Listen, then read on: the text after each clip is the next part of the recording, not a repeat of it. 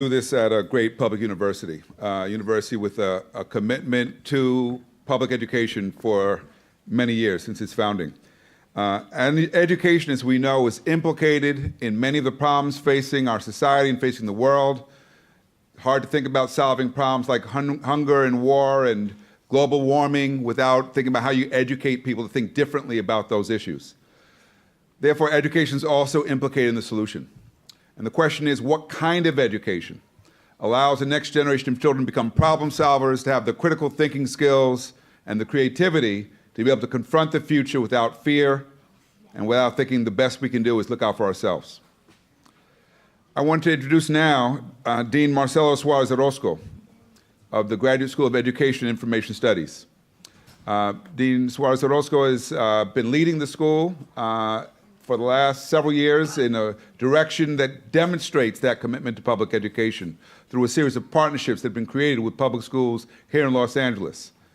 He is also a dear friend. We've known each other now for many years, since starting graduate school and worked through several universities to end up here together at UCLA. And so to have a partner like the Dean working on this effort is, I think, so critical because, as we know, leadership matters, especially now in this country. And so it's my pleasure to introduce Dean Marcelo Suarez-Orozco.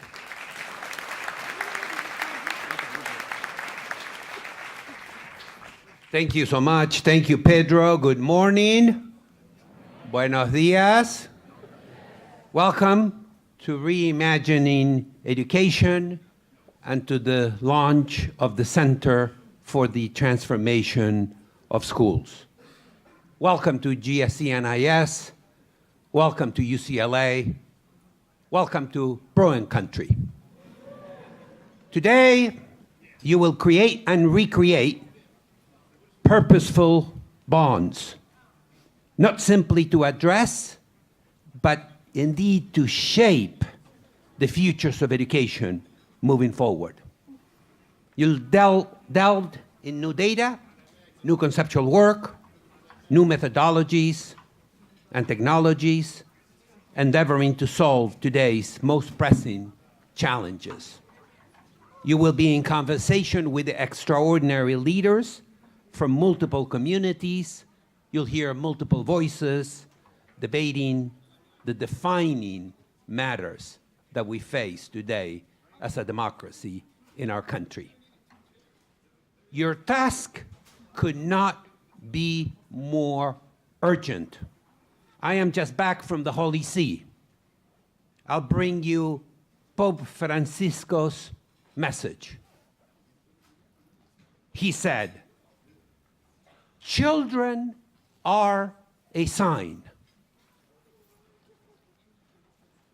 of hope, a sign of life, but also a diagnostic sign, a marker indicating the health of families, societies, the health of the entire world. Wherever children are accepted, loved, cared for, and protected, the family is healthy, the society is more healthy, and the world is more human." End of quote. You in this room know how elusive this humble, wise, and humane call has become. That's our challenge. The Center for the Transformation of Schools is coming to life today with all of you. It will be animated by the ethic of care and a devotion to the fundamental ideas of justice for all. It will endeavor to make sure all children, especially the poor, the disadvantaged, folk of color, the migrant, the outcast, the different, are, as the Holy Father reminds us, accepted, loved, cared for, and protected. I think we all know what is at stake today. Let me try a simple hypothesis here. Today, education is what stands between us and the apocalypse.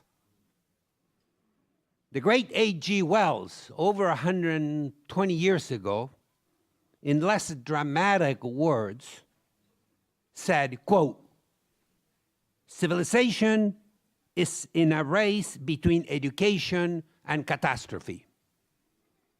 Let us learn the truth and spread it as far and wide as our circumstances allow, for the truth is the greatest weapon we have." End of quote. In this age of magical thinking, this is an especially important mandate to keep in mind. Let me echo the words of our Provost and Executive Vice Chancellor. Education is deeply ingrained in UCLA's DNA. From the founding in 1882 of the State Normal School, an idea that first lived in the neural pathways of a child, the child of immigrants from Mexico. Gracias, México, por mandarnos tantos buenos hombres.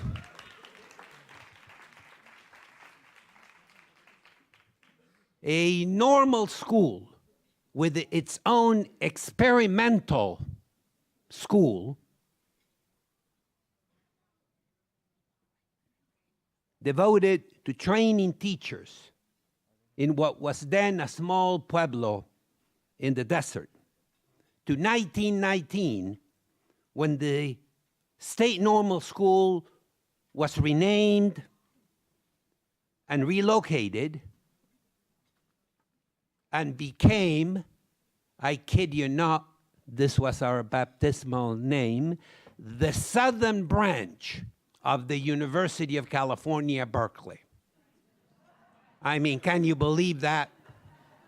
I mean, I got 3 Berkeley degrees, but the chutzpah of calling it the Southern Branch, amazing. To the magnificent public research university in the service of the public good, the UCLA of today, with our brand new Center for the Transformation of Schools, education has been at the center of the university's evolution.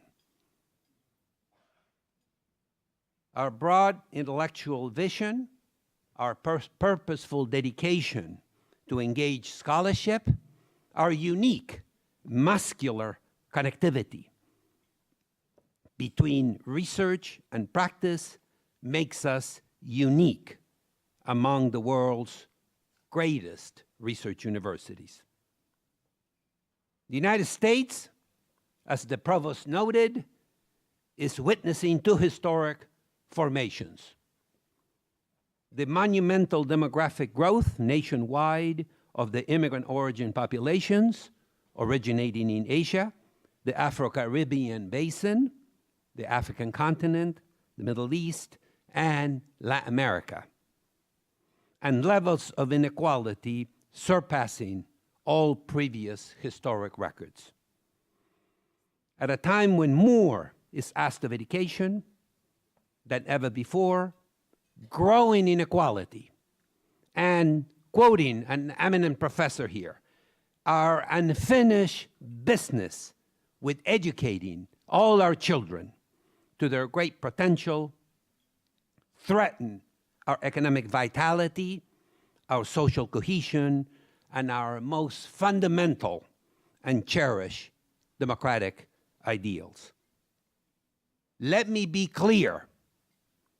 as we become the first ever minority-majority high-income country in the history of the world, without a bright education future for our ever more diverse population, there is no bright American future. The math doesn't work.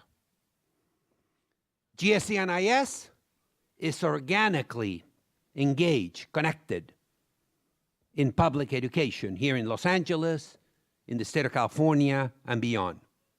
We have now 3 demonstration schools. The brand new UCLA Horace Mann Community School in South Los Angeles, the UCLA Community School in Pico Union, and the, of course, original lab school here in the Westwood campus. We also have 8 tie-in partnerships, that's Together in Education, and countless organic, authentic, democratic partnerships with schools in LA, throughout California, and beyond. The Center for the Transformation of Schools, under the leadership of Professor Pedro Noguera, will add to our long, proud, democratic tradition embedded in such amazing UCLA departments, instruments, centers, like our Center X and many others, serving the most underserved populations in Los Angeles, in our state, and beyond. Your work today and moving forward is therefore urgent and extremely significant. Remember the race, catastrophe, or education. You will have amazing speakers from near and far, and you will have engaging conversations. I am happy now to introduce, I'm done. I don't need 2 minutes. I'm giving my 2 extra minutes to our next speaker. Where's Julian? There he is. Julian is going to give us the voice. He's going to give us the perspective of what we were used to call dreamers. But Julian corrected me. He's a good teacher, and said, we're not just dreamers. We are luchadores. Lucha para la libertad. Lucha para la dignidad. Lucha para la democracia. Como dijo el Santo Padre, no hay indocumentados en el mundo. Ser indocumentado no es una idea que cabe dentro de lo que es ser humano. Julián, come on in.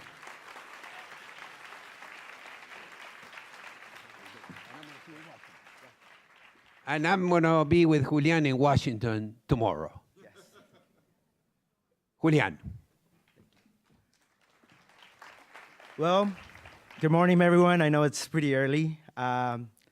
So thank you so much for having me today. My initial thought when I was invited to speak was, it was a surprise. I didn't know what to do. I didn't even know why I was selected. And then I started thinking, I was like, maybe I should go back to all my books and read about all the theories, all the great authors that have written about the different things I should speak about, because obviously, right, I have this natural code switch that I have with me that I have to change wherever I'm at.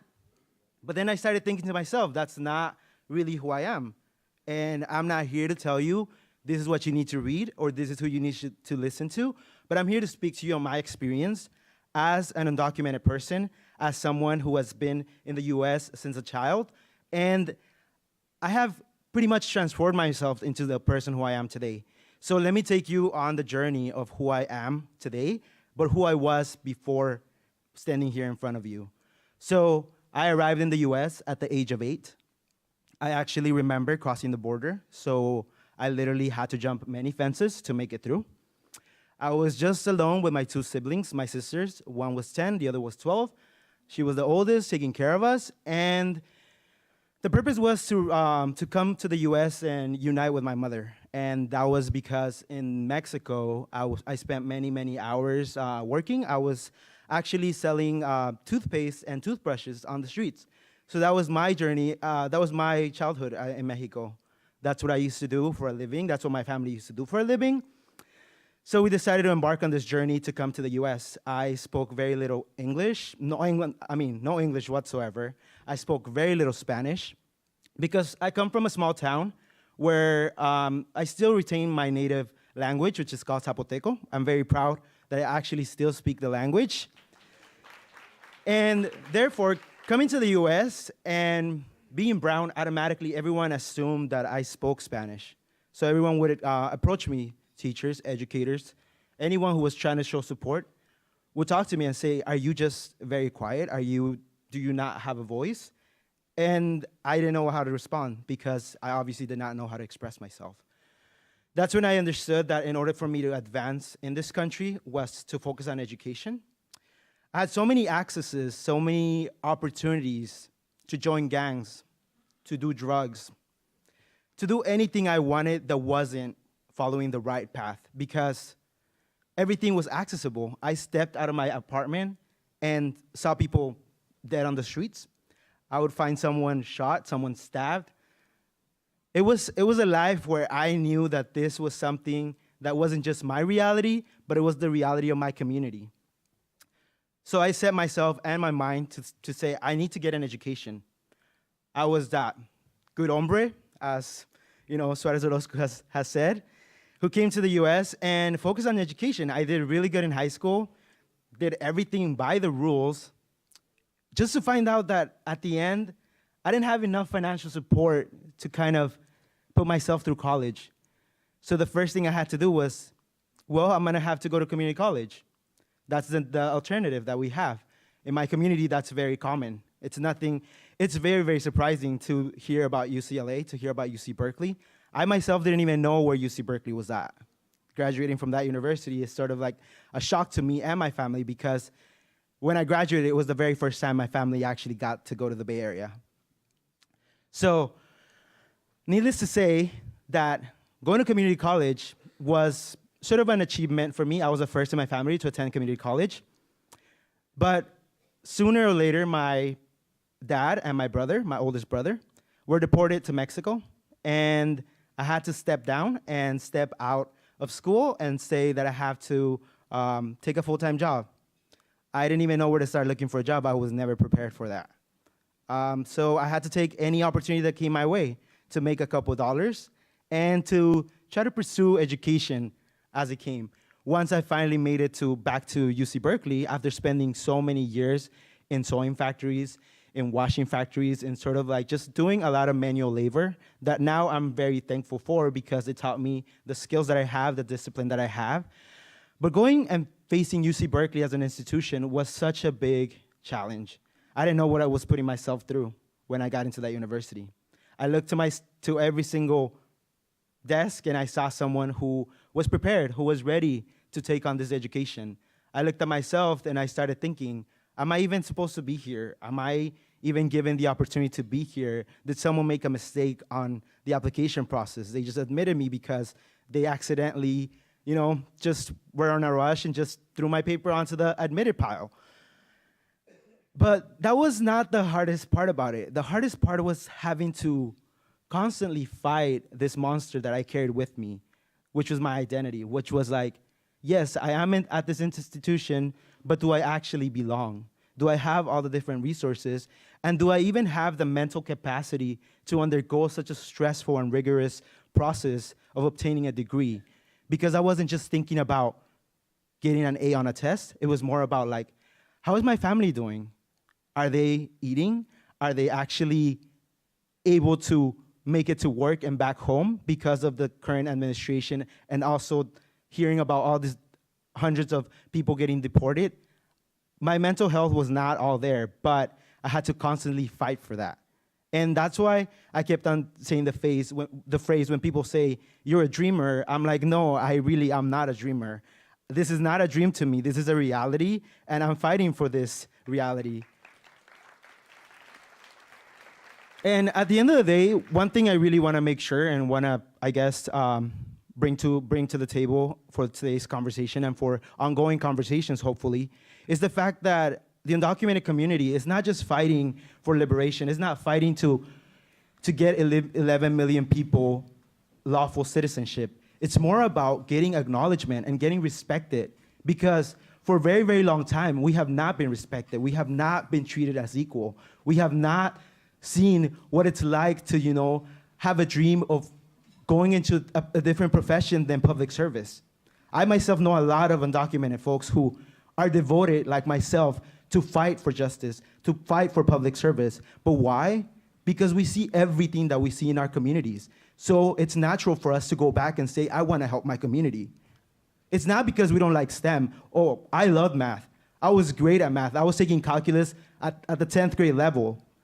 And I had to switch over to social sciences, to political science, because I was like, I need to represent my community. I need to fight for them. Not because I didn't want to go do amazing things with technology and everything. I love technology. In fact, I spend my days teaching myself every single software that's out there. But we need our allies to actually stand with us, and our educators, you who have promised to be our guidance, our leaders, our heroes. I look up to every single educator I've had, and I think of them as a second parent. So I think when you take on this role as an educator, I please ask you to consider everything that comes with it. You're not just there in front of children teaching them a subject. You're there being a hero to them, someone who they will look up to and say, I remember that person actually changed my life. And that's what I really want to see in everyone, and that's who I hope to be in the future as well. Thank you.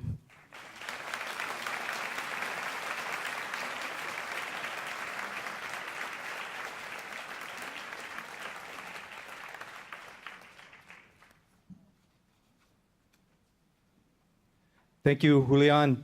My name is Joe Bishop. I'm director for the Center for the Transformation of Schools. And as we think about a student perspective, we're going to keep that going with a performance from the Horace Mann UCLA Community School. Welcome.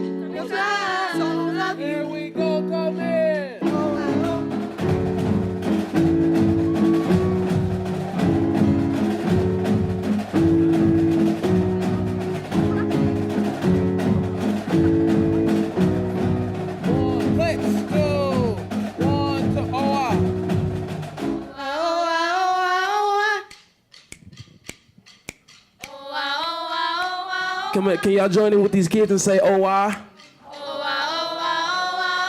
Can you sing it one more time? Y'all stop singing. Let's hear everybody else say, oh, why?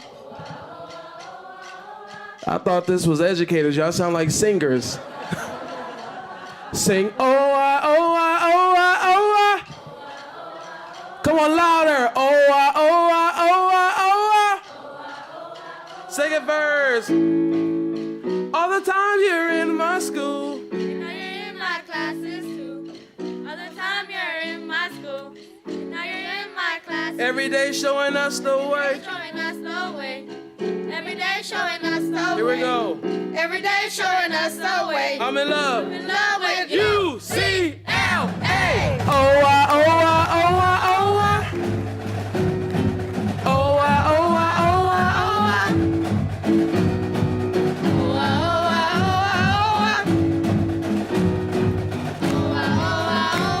Come on, put your hands together for the children.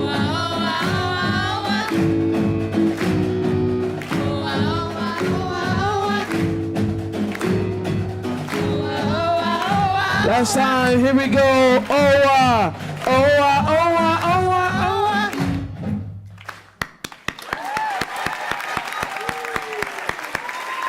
why. It was a little song we put together to show how much we love UCLA and how much you guys are doing for our school. Come on, if you liked it, make some noise. Come on, let's celebrate our children. Make some noise. Make them feel like you loved it, right? Make them feel like, come on, stand on your feet if you know they did a good job. Give them a standing ovation. Come on, it don't cost a lot to stand up. UCLA! UCLA! UCLA!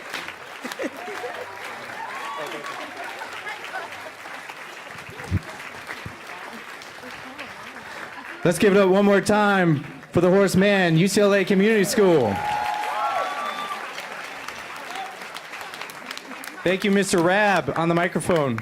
Ms. Payne and Dr. Singer for getting up very early today. And to our students, you're amazing. Thank you.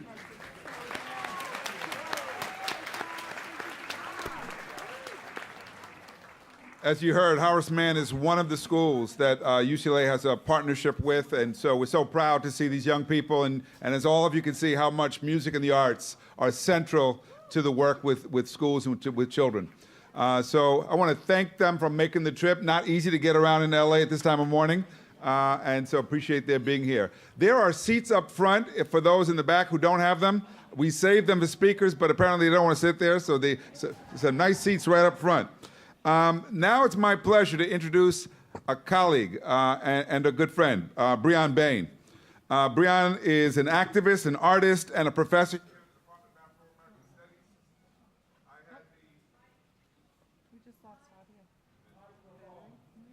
I had the pleasure of teaching a course with Bryonn last spring called Disrupting the School to Prison Pipeline. And the focus of the course was to help our students figure out how they could play a role working in juvenile corrections, to use education as a means to break the cycle of incarceration. We incarcerate over 2 million people in this country. And every dollar we spend to incarcerate a person is a dollar we don't have for education, healthcare, and all the other things we need. Bryonn is known as a prison activist.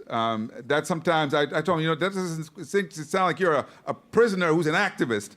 And actually, he's only done time for a very short period of time for mistaken identity. And but he's really a prison liberator, someone who understands that education is the key to unlocking those chains. And so I want to turn it over now to Bryonn Bain.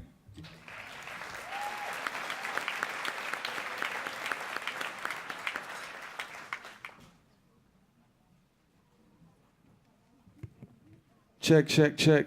All right. Good morning, family. Peace. Buenos dias. Assalamu alaikum. Abarigani, what's good?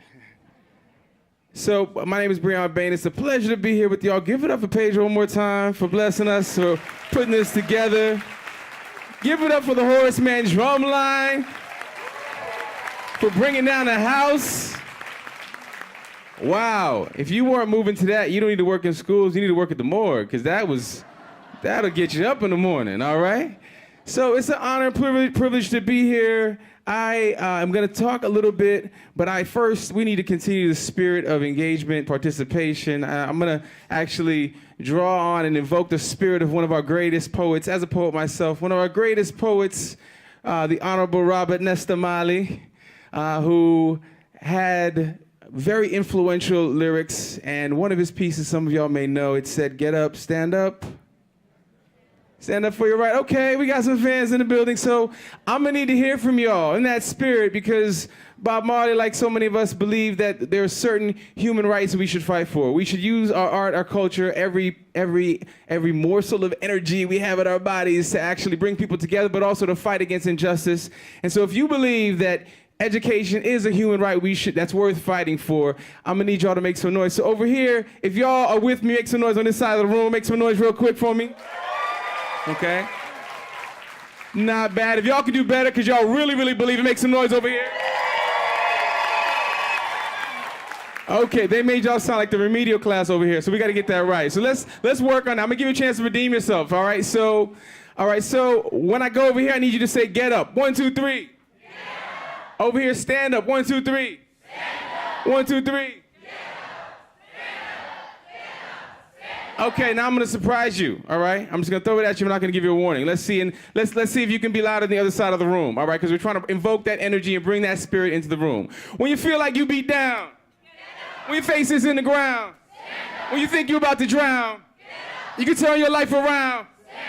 Okay, crack vows of the defeat of an innocent black child. No heater, but he's seen as a racial profile. Guilty before he ever went to trial, like his ancestors never walked an aisle. 16-year-old slit her wrist in a project hallway, smell like piss after pastor Castor promiscuous. Boyfriend beat her down with both his fists. Moms live life afraid of Jesus, so pops don't come around enough to kiss. A hug is young thugs coming up quick until pop, pop, pop, and one got hit. Life without love, sacrilegious. Living in the skin is dangerous, like angel dust and hands you don't trust, but it ain't got to be like this. When you feel like you be down, when your face is in the ground, when you think you're about to drown, you can turn your life around. Cause we are and so I am, we were even back when the world never knew men, when now never knew then, when Adam was just an atom and matter didn't even matter, DNA was just a ladder we built to climb the heavens, we only became black to practice coming back, knew if we came like this, they crucify us like that, incarcerate us like this, execute us like that, emulate us like this, but too late it's all coming back, cause karma stays strapped, carries a full pack, unloads the whole clip she holds to her hip, backpack full of grenades she made for slave ships to save a slave, whipped and lashed for giving lip, harassed for having hips and hated for being hip, shot for trying to run, hung for being hung, beaten in front of your daughter and gunned in front of your son, until that final day your spirit says I am done, cause I really didn't come here to stay. I'm a soldier from a solar system light years away. I'm a guest in this galaxy here for the day. I formed this flesh uniform from clay. When it gets torn, I'll be on my way. To mama not to mourn, I am on my way. I'm only going home, said I'm on my way. When you feel like you be down, when your face is in the ground, when you think you're about to drown, you can turn your life around. Together now, when you feel like you be down, when your face is in the ground, when you think you're about to drown, you can turn your life around. We can turn these schools around. We can turn this world around. Give yourselves a big round of applause.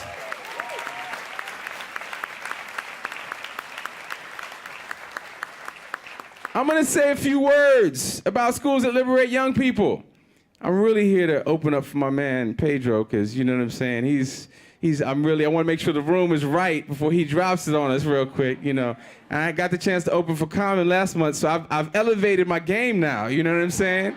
To be here with Brother Noguera, you know. So schools that liberate young people. So I, spent a very short period of time thrown in jail a couple of times, but I also know that regardless of whether you spent a decade or a day, you don't have to go more than once to remember the experience of being put in shackles and chains, to know the experience of being put behind bars and how dehumanizing it is, to know the experience of seeing people being beaten by COs and blood splattered on the ground. Once you experience that once, it never leaves you. And so we taught this class on disrupting the school-to-prison pipeline, took UCLA students into the correctional facility. We also, as part of the prison education program that I was recruited to start, and I'm happy to announce we just got our first major grant just this week, yes. So this is the work we're engaged in. So I want to give one example of schools that don't liberate young people, all right? One of my mentors, a brother who I had a chance to study with by the name of Ngugi wa Thiong'o, a Kenyan playwright, artist, poet, and educator, a revolutionary in his own right, grew up in Kenya.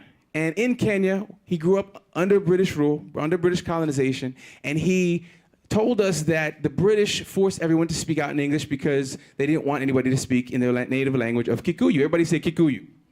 Okay, we got to say these African languages and keep them alive. And so if you spoke out in your native tongue, which was? You were beaten, you were spanked. But they didn't beat you or spank you immediately. They would give you a little black rock to hold. They say, Cindy? Is it Cindy? Hold the black rock. I'm trying to read from here. I still got 20/20, all right? So they would say, hold the black rock, and I'll go on and teach the lesson. And we go on and teach the lesson, and we'll go on and talk about whatever the lesson is for the day. Shelley, how wonderful he was. And he was such an amazing poet. And somebody else speaks out in Kikuyu, and then Hala speaks out in Kikuyu, and we'll come to Hala and say, okay, now you're going to get spanked too for speaking out in your native language, but right now, not right now. We got to continue our lecture. So Cindy, please give the black rock to Hala. We go on with the lecture. Shelley, oh yeah, we're talking about Shelley. How wonderful. His wife did something, but he was the man, right? And we go on with this lesson, and then Hala gives it to Pedro. At the end of the class, end of the day, we come to Pedro. We say, Pedro, you're 10 years old. You have the black rock. Now you're going to get beaten, but you'll get 20 lashes, but you'll get 10 if you tell us who gave you the black rock. And at 10 years old, right? You've never heard snitches get stitches, right? So what are you gonna do? You're not telling? Okay, he's exceptional, right? But the average kid would do what? Tell. And so you get your 10, it goes to Hala, okay? You spoke out of turn in your native language, which is? And so you would get your 10 lashes if you told on Cindy, and so on and so forth. These students were learning two very powerful lessons. One, the lesson of the value of selling out your brother and your sister by not being concerned about your community's interests, but being only concerned about your own individual interests. But they were also learning the value of European culture and practice and standards over their own African indigenous culture, right? Because we know that language is not just a carrier of ideas, language is also a carrier of culture, right? You know? The way that you speak says something about who you are, right? It says something about the person that you are, right? A Jamaican is not the same thing as a Trinidadian, right? And if you're from the South, you talk a certain way, and from Brooklyn, we don't even get down like that, son, all right? So they were learning this important lesson. Now we are in another space that was colonized by the British, and while we may not beat the children the same way, we still have practices that silence young folks, that set young folks up for incarceration, that send young folks up for the 20th century plantation. So we need to be aware of these practices. And so I want to just bring it home that the way that we actually can move towards that is by thinking about how we can reimagine these spaces, thinking about these schools as political spaces where we're either supporting what has happened in the past or moving towards a new vision of what should be. The historian Howard Zinn says there's no neutral on a moving train. You got to decide, are you on that train and going in that direction? We didn't set the train in motion. We didn't build the train, but we are on it. And so you can choose to either ride it to where it's going or to try to make it stop or to get off of it or to actually hijack it and turn in the other direction, all right? That is the job that we are here to engage in. My final thought I'll share with you is from another teacher of mine. He was a law professor, a brilliant man named Kellis Parker, who taught law school classes with his trombone and jazz principles. And he said a good democracy functions like a good jazz band. He says a good democracy has a jazz band that would, if you're on keys, you get the solo. If you're on bass, you get the solo. If you're on sax, you get the solo, but then we all play together, every voice is heard, all right? For us to have a truly functioning democracy, every voice needs to be heard, and we need to create space for every different type of literacy, and every type of voice, and every type of background and perspective to be valued and validated in our classrooms and in our schools. So I'm honored to be here with you today. Thank you so much, and please enjoy the rest of your time here. Major congratulations to the Center for the Transformation of Schools. Give it up for Pedro one more time. Thank you.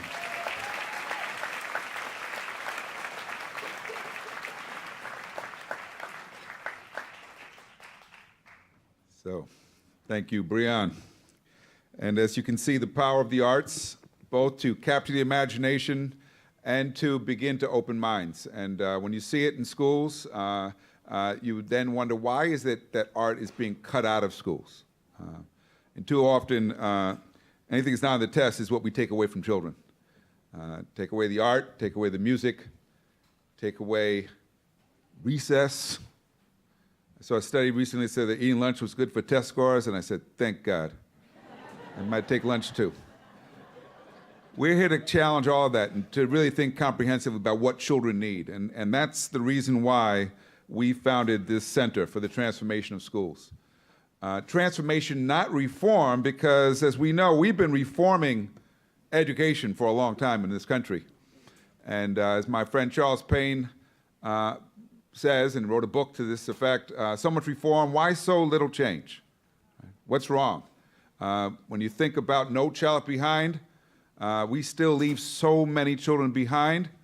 And anybody who knows, that slogan didn't come from the Bush administration, it came from the Children's Defense Fund.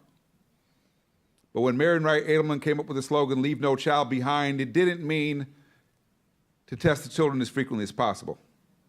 She had something else in mind, like health and nutrition, the kinds of things we're going to hear about today. And so I want you to just reflect for a moment. Bill Gates spoke a couple weeks ago at the Council of Great City Schools and announced that the Gates Foundation was moving in a new direction in what they would fund. This is several $billion after funding other things. And what he didn't do was reflect on what they've learned, right, and why they're shifting direction. And that's part of the problem, isn't it? That we shift direction, we keep thinking there's a gimmick, a fad, some new technique we can use to make the schools better, and it never seems to work. The question is why? I say too often we do reforms to schools, to educators. We are much more likely to consult with a businessman or a CEO of some company or an attorney than we are to consult with educators who have actually done the work well. When we think about how to improve our schools, we live in a country where those who know the least have the most say about education. And those who know the most have no say at all. And so that's part of what's got to change. We've got to recognize that you can't separate the academic needs of a child from their social and emotional needs. Which schools are struggling? The kids with the greatest needs. We've seen that for a long time. The achievement gap is really nothing more than an educational manifestation of inequality. That's what it is. But we haven't addressed inequality. And we've almost refused to acknowledge that poverty is an educational issue. Not because poor kids can't learn. There's absolutely no evidence that poverty is a learning disability. But there's a lot of evidence that when you ignore the needs of a child, when you know that child is hungry, when you know that child has no stable place to live, and you ignore that, it is very hard to imagine that that child will be successful and thrive. And so we want to shift the focus away from focusing on achievement. There's what I call the narrow approach to thinking about school improvement, where we focus on raising standards, where we focus on pressuring and threatening schools that don't improve, firing teachers. Sound familiar? That's what we've done. Compton, I don't know if anybody's fair from Compton. Compton was under state control for how long? Inglewood is still under state control. I asked teachers in Inglewood recently, did the state help you? Resounding no. State takeovers are a farce, but that's the game we've played, and then we wonder why we keep slipping on these international rankings. Right? Why it is that our kids are not measuring up to kids in other countries. Well, our big issue is poverty. Our big issues are inequality, and that's why part of what we're going to advocate through the center and work toward is what we're calling a broader approach to reform.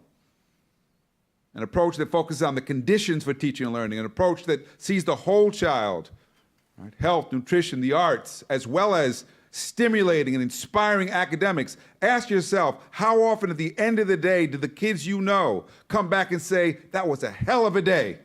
I learned so much, can't wait to go back. I asked that recently at a school that you're going to hear from in a little while, Social Justice Humanitas. I asked the students, how often does that happen to you? Several kids said, every day. Wow. It's possible.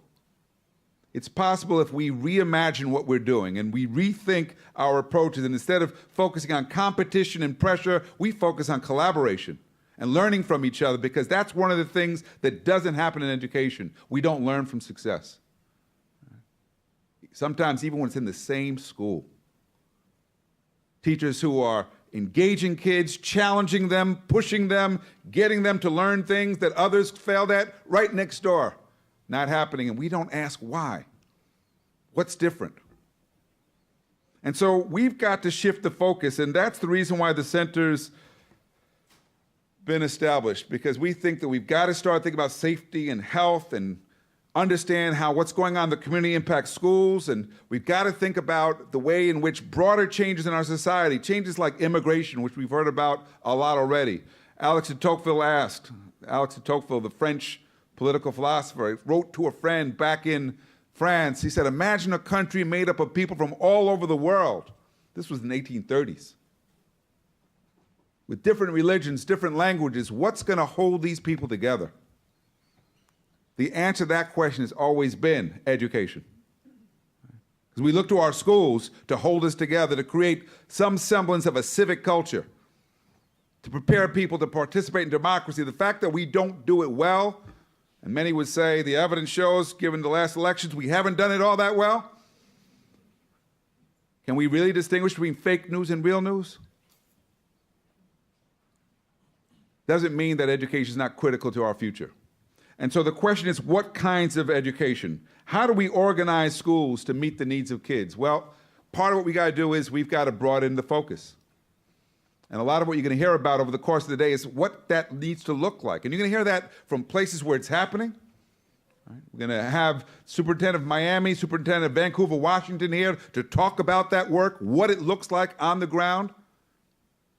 And then you're going to hear people who will talk about what it means to really promote creativity. We're bringing in Alice Waters this afternoon to talk about nutrition and changing our relationship with food, and Ken Robinson to talk about creativity, and David Kerp and others who are going to talk about what it means to create schools that see language and culture as a resource rather than as a deficit.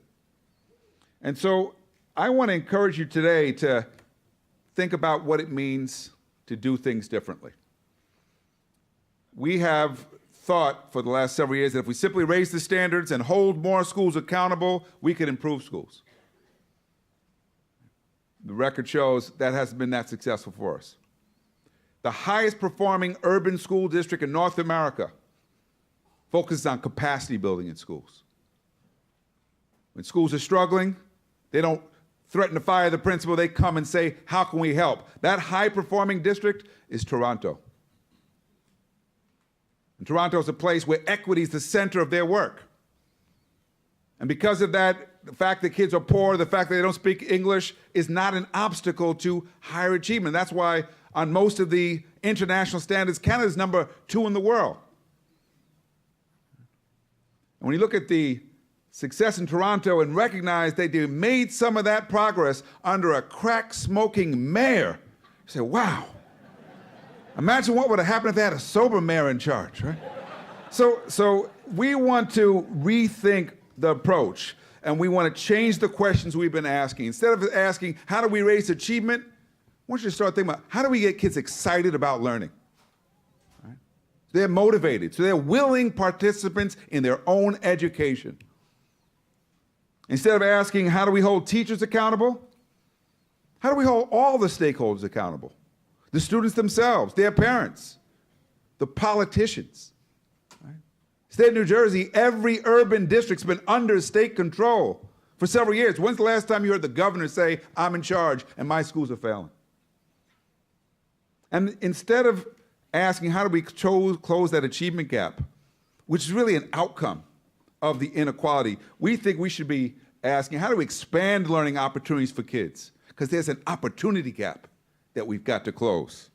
And how do we create schools where a child's race and class don't predict or determine how well they will do? That's the goal of American education. It's so good that we have Horace Mann, because that was Horace Mann's goal, right? That schools could be the equalizer of opportunity.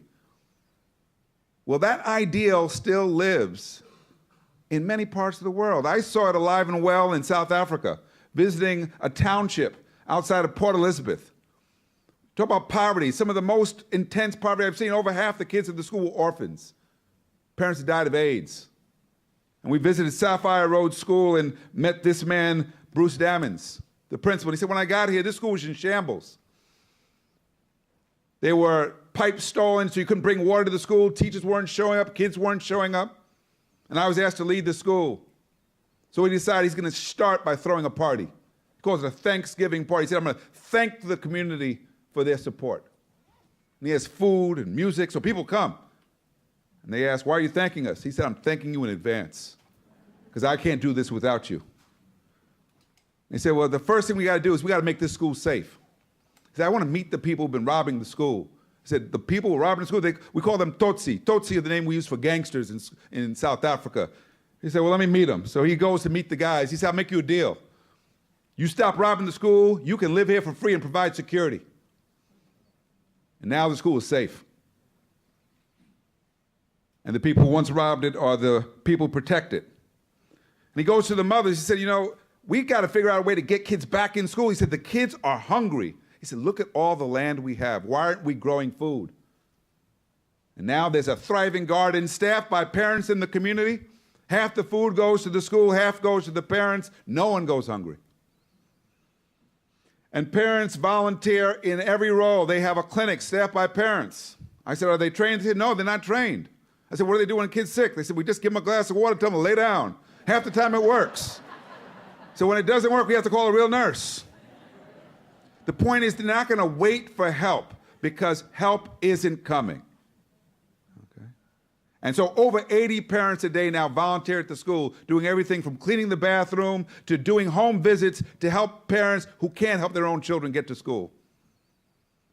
And because of that, the school is thriving.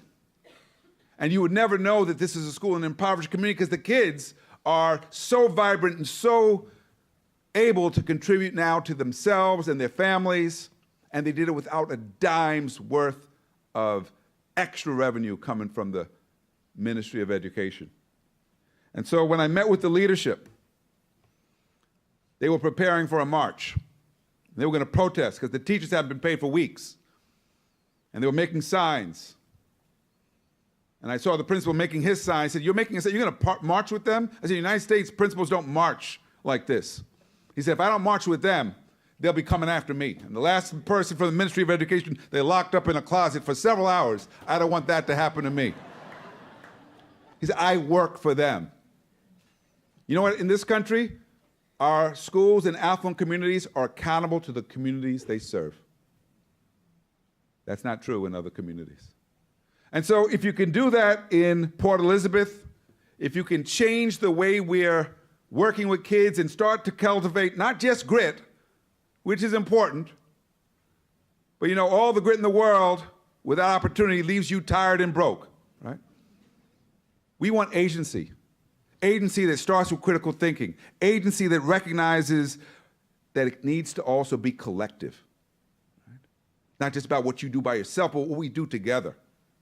Agency that acknowledges the barriers and figures out how to overcome those barriers. And so what you're going to hear about today is the shift in the paradigm. And I recognize shifting the paradigm is not the same as adopting a new curriculum. It's much bigger than that, isn't it? It just gets at the way we think about education.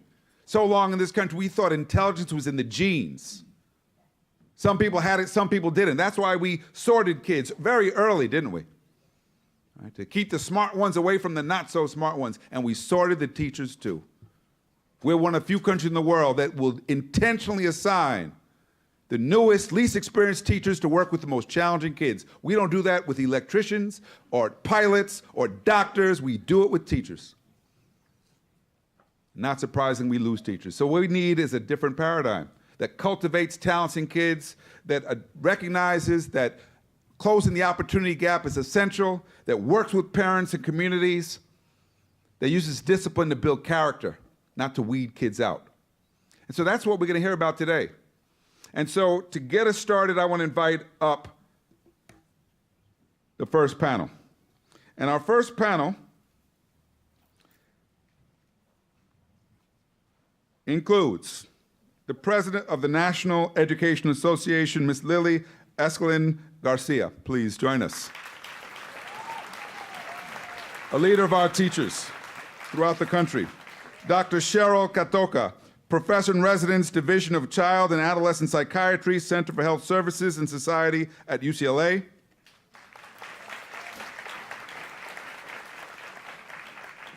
Mr. Jose Luis Navarro, the Principal of Social Justice Humanitas High School.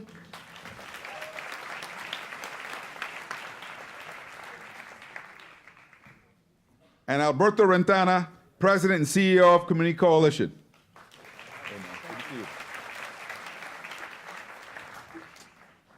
So this is a dialogue. Our panelists have been given some questions. Lily, if you don't mind, we're going to start with you. And the first question is, what kinds of changes must occur in the teaching profession and the treatment of teachers to ensure that our public schools have access to highly skilled and compassionate educators who are able to address the many challenges facing our children? And I don't even know if my answer matches your question, but I know what I want to say, and it's like a universal answer to me. I have been asked so many questions about what we need to do to improve public education. I was on some panel with a nice sign like this that said, the topic was, how can schools do more with less? How creative. And people were talking about, oh, with technology we could do more. Oh, well, we just need to privatize. We need more charter schools, whatever it was. And it was I wanted to cry, because when they got to me, I said, I know the less part. You want me to talk about how we can get used to you investing less money in public education, but do more what exactly? What is it you think I do that you want me to do more of? I'm a sixth grade teacher. I am a damn good sixth grade teacher, too. I am like a fabulous sixth grade teacher. I'm holding back. I'm better than I think I am, and I think I'm fabulous. And so for those of us that get up in the morning and we know how important our work is, to have someone trivialize what we do by saying, how do we get a couple more bubble kids above a cut score? What I said was, you keep asking us the wrong question. Do more what? What does it mean to be a teacher? And I said, shouldn't we start with what is the more? What is it that you think we're trying to accomplish as educators? Because I know what I want to do more of. My job is to open a child's mind to its infinite possibilities. I want to do more of that. And if I'm going to do more of that, I need the arts. I need to make sure that we have restorative justice when some kid is acting out. I want to be able to have recess. I want to be able to say they hate this book, I'm going to use a different book, and I make that decision. Not somebody who sold a scripted reading program to some administrator in the district office. I want educators to have our hands untied. I want it to be institutionalized, that we are creative, compassionate, collaborative professionals in every aspect of our work. I want us to go back to the Reagan years. When I started teaching, nobody told me what to do. I was like right out of the University of Utah. I'm sitting in a classroom. I hate the Basel reading program. I put it on the shelf, and I decide we're going to read Old Yeller and Bridge to Terabithia and Roll of Thunder, Hear My Cry, and I'm going to pick it. And nobody stopped me because no one was really paying too much attention. And who would have thought the Reagan years were the golden years? But I got to decide with my colleagues how we were going to open those minds. And we did it every single day. That's what I want. It's back to Paulo Freire's pedagogy, not of the oppressor, but of the oppressed, of those African families that we just saw up on the screen. Those are the oppressed, and they have the answers. And it's all about community and collaboration and problem solving. I don't even remember what your question was. That's but okay. that That's is a my great answer. start. Thank you, Lily. Cheryl, it's not clear. Why did we invite a psychiatrist anyway? What is there about mental health that we should know and think about in education that's important? Yeah, I don't know if is this on. In thinking about your question, I asked the same thing. What am I doing here? And when I started in my training, I was trained in medical school. We were taught about illness. I was seeing kids and adolescents that were arriving at our ERs after, trying to commit suicide, after being taken out of their foster home for the third time, after being on the brink of dropping out of school. It was too late. I remember this one student in the emergency room. He had been depressed for years, and I, in the emergency room, was his first person that he talked to about his depression. There is something wrong with our systems. Our systems are not talking together. They're not working collaboratively with schools. And so I started a training in community-based participatory research to really find out how can we reach our schools in the most under-resourced communities. How can we get more mental health services out to people earlier? And so kind of putting aside the medical training and really thinking about, okay, how can I use this medical training to start earlier, to work with schools in a health promotion perspective. And we started partnering with counselors in the schools, in our Los Angeles schools. And, when I came there, I had my own preconceived ideas. Like, I learned about what was the most prevalent disorders of childhood. And they said, Cheryl, let me put that aside for now. Our kids are suffering day in and day out with traumatic stress. They are coming to school with huge burdens. They are falling asleep in class, and they're being labeled as belligerent, not because they're bad kids, but because they were up all night. The helicopters were over their heads. They were getting raided in their apartment building. And they couldn't focus on chemistry class, on doing algebra. And so we worked together. We partnered together to develop interventions that the counselors in the schools could provide. And when we worked with them, we surveyed all the sixth graders in LA Unified. That's over 28,000 students. 40% of students reported knife or gun violence in the last year. So the data supported what the counselors were seeing day in and day out, that this traumatic stress, the effects of poverty, were weighing on these students, and they weren't being able to participate in their education because they were racked with traumatic stress and depression and anxiety. They couldn't participate. And so as we've moved forward, I had a student once say, Miss, this is a great group that you've developed, but all the kids in my school could use it. And so we're starting to really spread and go into health class and teach all students in universal prevention these communication skills and problem-solving skills, how to deal with huge emotional burdens. Kids are learning how to learn through storytelling and games so that they can move forward and learn, open their minds to being able to do the learning that they need to. So that would be, part of my answer. I think that we really need to collaborate with our community schools, the agencies, the universities, to come up with local interventions and ways to improve the mental health that we're able to provide in schools. Thank you. Thank you, Cheryl. We'll come back again. Jose, I've already talked about your school. I've been talking about it many places, so your ears should be ringing because you hear me talking about you and your school. What have you learned? I said already that a lot of them don't learn from success. His high school has the 4th highest graduation rate, A through G completion rate in the city of Los Angeles. And unlike the others that are ahead, the demographics, he takes all the kids who come in the door. He doesn't screen out others.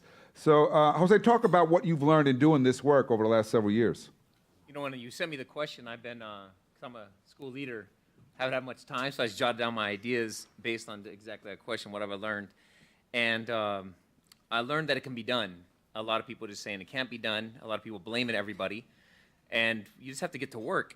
I learned that relationships matter, that I've seen students that won't even be quiet for somebody they don't like, but I've seen them run through a 3-foot brick wall for somebody that they love. So relationships matter. I learned that systems get the results they're designed to get. So saying that LAUSD or anybody else is dysfunctional, it's not true. They're getting the results they're designed to get. Your school's getting the results it's designed to get. You gotta blow up the system. And so I've learned a lot of stuff. I wanna give you a little bit of, before I give you more content, I'll give you a little bit of context. My context is 91% of my school is Title I, based on the applications for free and reduced lunch. I think it's higher, but so many of my families experiencing trauma are scared to turn in the application because this administration is going to hunt them down, quote unquote. So it's 91%, and I know it's higher than that. 50% of my families, 50% of my fathers have graduated the 3rd grade. We're 3 blocks from the projects. We're on the border of 2 rival gangs, San Feder and Pacoima. And last spring, we graduated 99% of our students with a 98% rate of A through G completion. That's important because there are people that have a 100% graduation rate with only 30% A through G completion, which means 100% of their kids graduated, but only 30% can actually go to college. And I don't think you have to guess what the complexion of those students look like. So when we have that kind of congruence, 99% graduation rate with 98% A through G matriculated with a C or better, we don't have a D in my school. If you want higher results, you got to raise expectations. A D is just an F+. I'm saying that not to brag, simply because I didn't know we were getting those results because I'm too busy trying to get them. We're also a silver ranked by the U.S. News and World Report. Only 10% of the schools in the United States get that. We're not a magnet. We're not an SAS. Again, I say this to illustrate it can be done.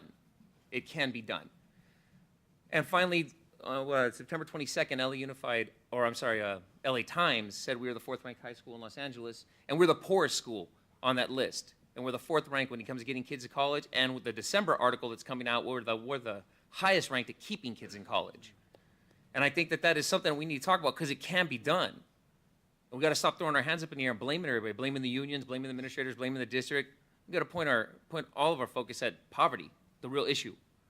And until we do that, we're just going to be scrambling and trying to cut each other down instead of focus on the real problem. I learned that when I provide cover fire for my teachers, they do amazing work. When I blame my teachers and use them for cover fire, well, they go down. So my job is to remove the barriers so they could do their job. I learned that there's a tremendous tax on us who work in schools with high poverty. And one of my teachers said, that's kind of like the black tax. Because I'm a black man, I need to work twice as hard as anybody else. I said, that's exactly it. Because you work at a poor school, you work twice as hard. And he said, well, we were both talking about this because we got to do our job and we have to do the work. My job ends at 4:30. Then I start my work. I see some of my partners, Face History Ourselves, EduCare. I graduated from PLI. I see a lot of PLI alum in the room. Then I have to do my work. Like today, this isn't my job. This is the work. because I need, this for me though, this inserts convergence. I need to know I'm not alone in this. So it's good to see my peeps. I just want to point out a couple other things that I just learned from this, and that is exactly what Pedro just said. The help is not coming from the outside. It's up to us. My teachers, myself, I was a teacher. When we looked around, we said this could be done better, and it's not going to come from the outside. We need to form. And then we interviewed all these people to be principal, and they were woefully inadequate because they were all trying to be principals, and we needed a leader. And so I said, well, I'll do it. And it was a lateral move at best. Anything that moves you away from the students is not a promotion. But we needed somebody who's going to defend this. I also learned that we need more counselors and not deans. We need to treat discipline issues, not punish them. When we punish them, we increase the school to prison pipeline. We need to treat them. I have a school of 530 students. I have 3 counselors. In California, the ratio is 809 counselors to 1, or 809 students to 1 counselor. I have 3 for 530, and if I could have 1-to-1 ratio, I would. I need to talk to Gates about that one, I think. I've learned that love is all you really need. I try to find interest convergence. Where do all of us come together? It's based on values, love, things like that. It doesn't matter how great the textbook is. If you're not teaching from a place of love, it doesn't matter. It just doesn't matter. Textbook, whatever. SBAC, all that is just fluff. Go back to love, go back to integrity. I was at a high school recruiting night last night, and they kept talking about 21st century skills, and I think that's the wrong path. We need to talk about 21st century values. If you're teaching collaboration without compassion, if you're teaching communication without empathy, we're creating more of the same. And I think when you don't teach from your values, you find yourself simply discovering talent, not developing it. And on the topic of talent, I've learned that talent is everywhere. The opportunity is not. So I need to create opportunities. As my job as school leader is to create opportunities for my teachers to shine, for my students to shine. When my teachers shine, I'm successful. When my teachers shine, my students are successful. The linchpin are the teachers. Support them. These social justice issues that the students are facing, the exact same ones the teachers are facing. Most of my teachers are from their community. They just have high resilience. So these are things that I've learned along the way. I'm gonna try to get to some of this real quickly. I know that my job is we gotta get to Alberto, but if you could just, I'm sorry to interrupt. No, absolutely. I just gonna talk about real quick. I just learned that Maslow is right.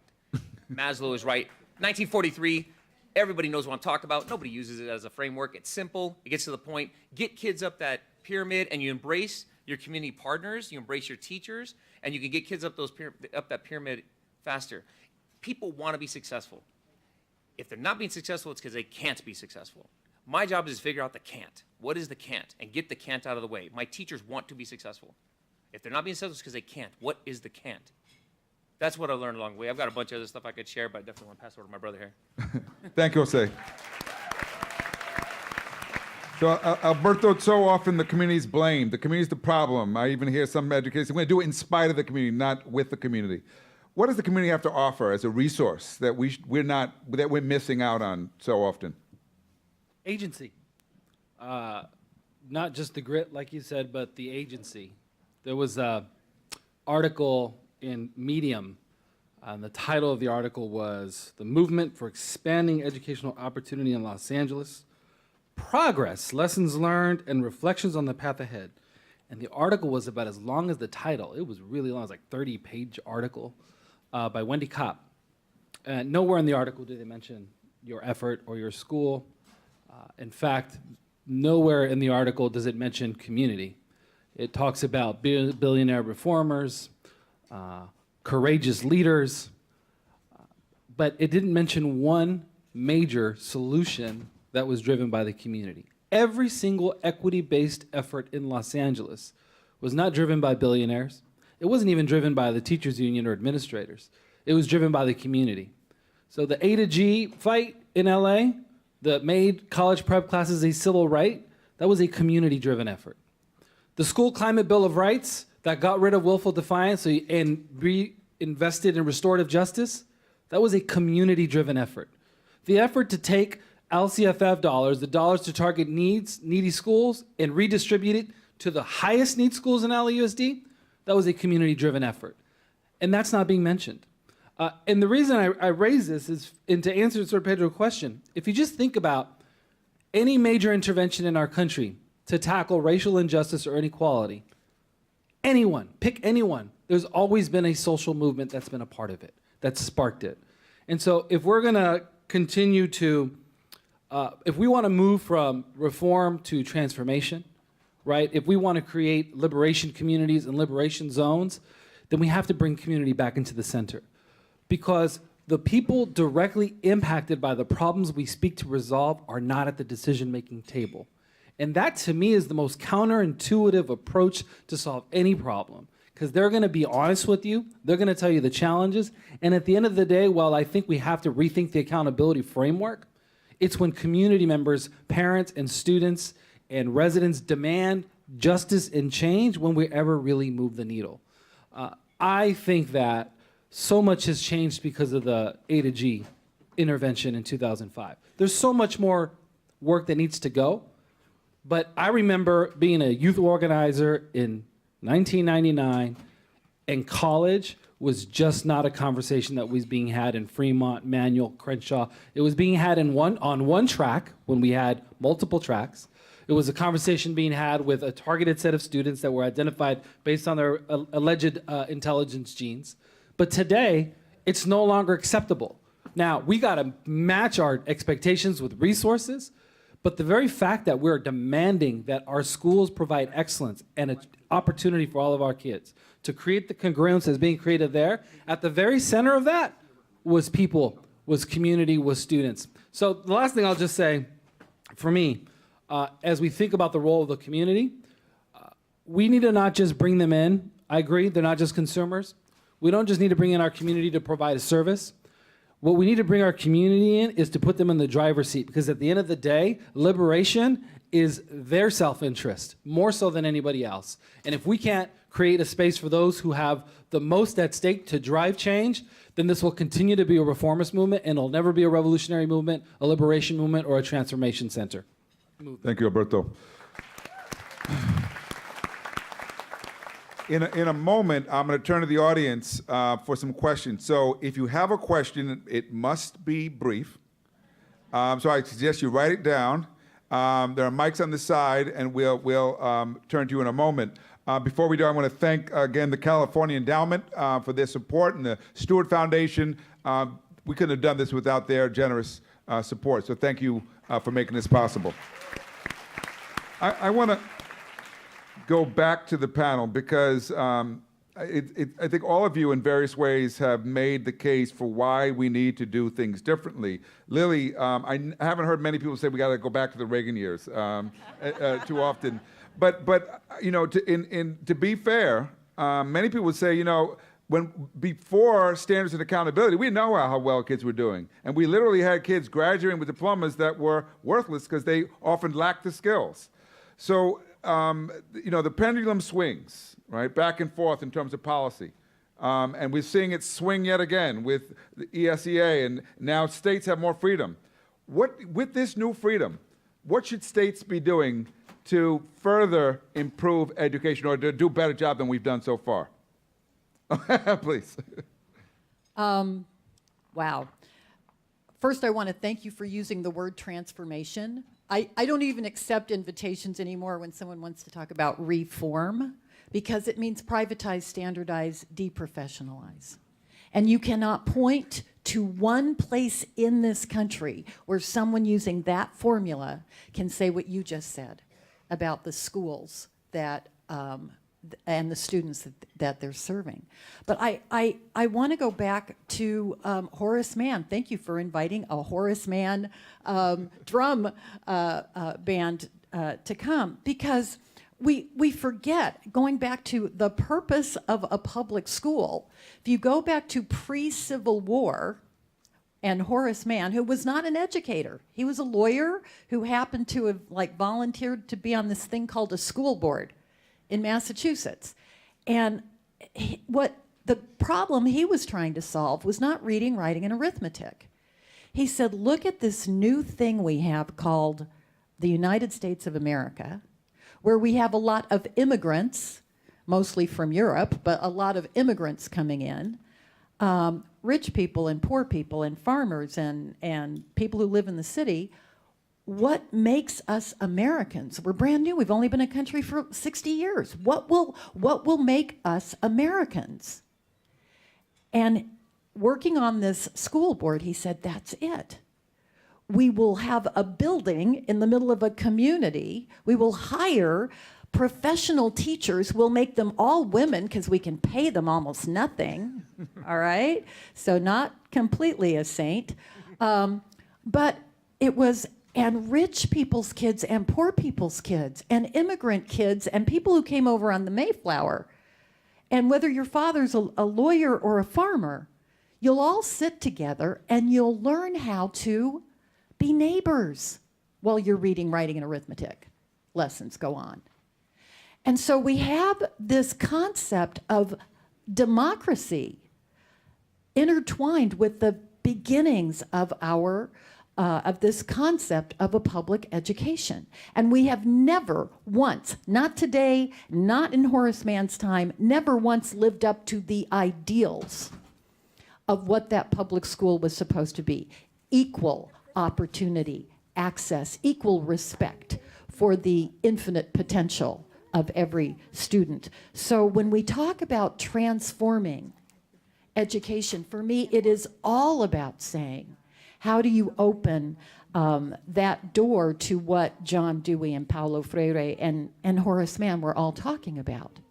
How do you say this school is what we learn at this school is what makes us the people we're supposed to be? That's the gap I want to see closed. It's not a test score gap. It's not even a how many kids are getting into college gap. It's we know what we're supposed to be. Mind, body, and character. What is this school, this education system contributing to that? And so for ESSA, for everything else that we have that moves us towards that, every step we take towards that is for me exciting, and I want to be a part of it. And I know more and more of our unions, leaders, local, state, and national, are saying an educator certainly cares about someone negotiating your contract and your sick leave and your pay. But now the new educators coming in are saying, I want someone to negotiate collaboration. I want someone to negotiate with me who's going to be on our faculty that works with parents. Who's going to be that community liaison? They want so much more. They know the way forward.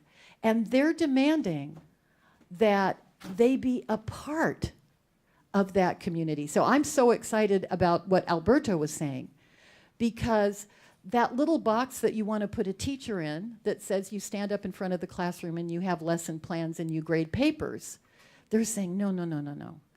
What I want is to build a learning community around this student. And so that's our way forward, always looking at what we're supposed to be. Thank you for that, Lily. So if there are questions, please line up. In a moment, I'm going to ask one more question to the panel. This is to all three of the panelists. So there was an important court case, lawsuit filed in Compton about trauma. And I actually had some input on the case. The question was whether or not trauma should be recognized as a disability. And as those who follow the case know, the district has taken the position that it's actually stigmatizing the kids further. So kids are already stigmatized in Compton. Now you're going to say they're traumatized too. And so I want you to think, how do we address these complex issues? And each of you, I'd like to take a try at this briefly, without reinforcing stigma. This idea that just being poor is a stigma. How do we make sure we have a strength-based approach, and what does that start to look like? Yeah, well, I can start. I think it starts with our educators and with our administrators, but it also starts with our janitors and our other staff people, the woman in the office, in understanding about traumatic stress and the impact it has on students, and to be trauma-informed, to not make to not make judgments on students in terms of their reason for acting out, but for really understanding the whole child. And then it starts with our classrooms. You know, we are seeing transformation in the classrooms we're going into now with the school social worker providing a curriculum to all students that talking about emotions and learning about communication skills are important for all students. And she's becoming a known figure in the schools. You know, when we surveyed our classrooms, we found that 1 in 3 high school students felt like there was not one caring adult who would notice if they were not there that day. So, you know, these kinds of classroom interventions that are teaching our teachers how to recognize emotional well-being, and when students are struggling, understanding how the impact of traumatic stress on our students is huge. And having a caring adult that they can then go to when they are needing more services, I think, is critical. Okay. Thank you. Jose, you want to take a chance? I'm not sure about the actual policy question you're asking, because I think that anytime district policy gets involved, we tend to turn into bureaucracy, and it might be actually harder to help our students. I just know as a school we need to address mental health. Mental health is a tremendous issue. When we talk about getting our kids to college and through college, we deal with their mental health issues. Being poor is traumatic. Racism is traumatic. We have to deal with it. So we did at my school. It's a very much. We look at the student and how could we help them? Every 5 weeks we look at our data, all of our data. We look at our 40 assets, our multiple intelligence, our love languages. We look at students' ACEs, their resiliency scores every 5 weeks. And my teachers adopt 3 kids. I adopted 32 kids. I started a men's group, and I looked at all the lowest performing boys in my school, and the one thing they all had in common is their dad was dead, locked up, or just they never met him. So we simply put caring adult next to student, and we adopt. We have an adoption process, and we interview them, and we just spend time with them. All my teachers have multiple conference periods so they could do this kind of work. I make sure they have 2 or 3 conference periods so they can meet with their kids and put caring adult. I don't know what how we're gonna screw it up. Our district and our state is gonna turn this into a bureaucratic issue when it's a human contact issue.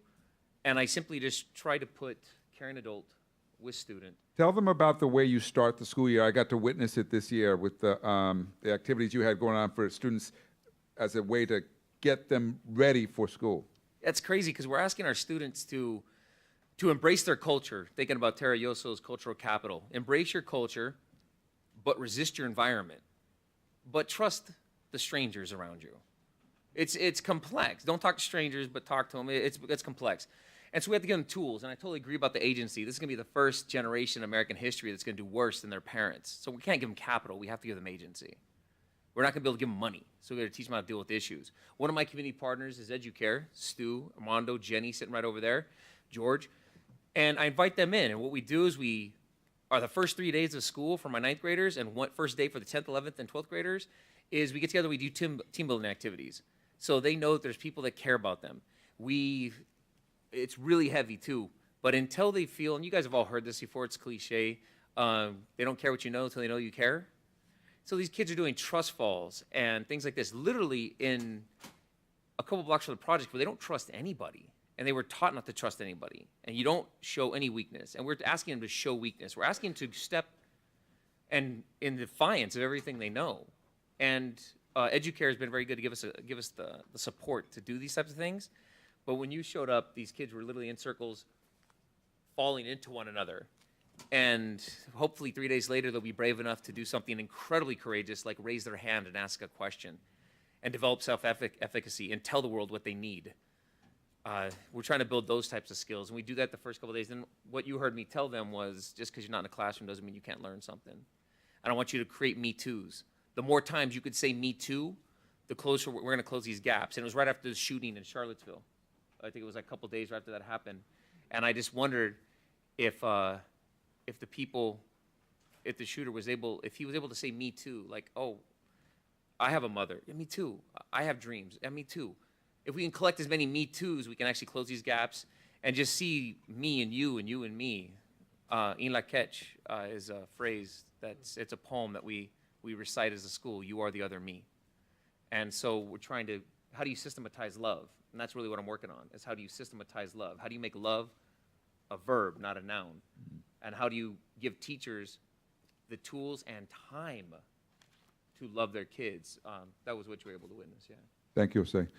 So again, if you would like to answer a question, please stand in line. I want to, Alberto, come back to you. The message we often give to students who come from poor communities is that if you're smart and you work hard, you can escape. We'll let you get out of here. And you can go off to UCLA or some other nice university and never come back. Which means that so often, when it works, education replicates this brain drain, right? So we're draining the talent from the communities rather than building it. And so I want you to talk about that. How should we be thinking differently about communities and what roles they play in supporting schools and children? At Community Coalition, we're based in South Los Angeles.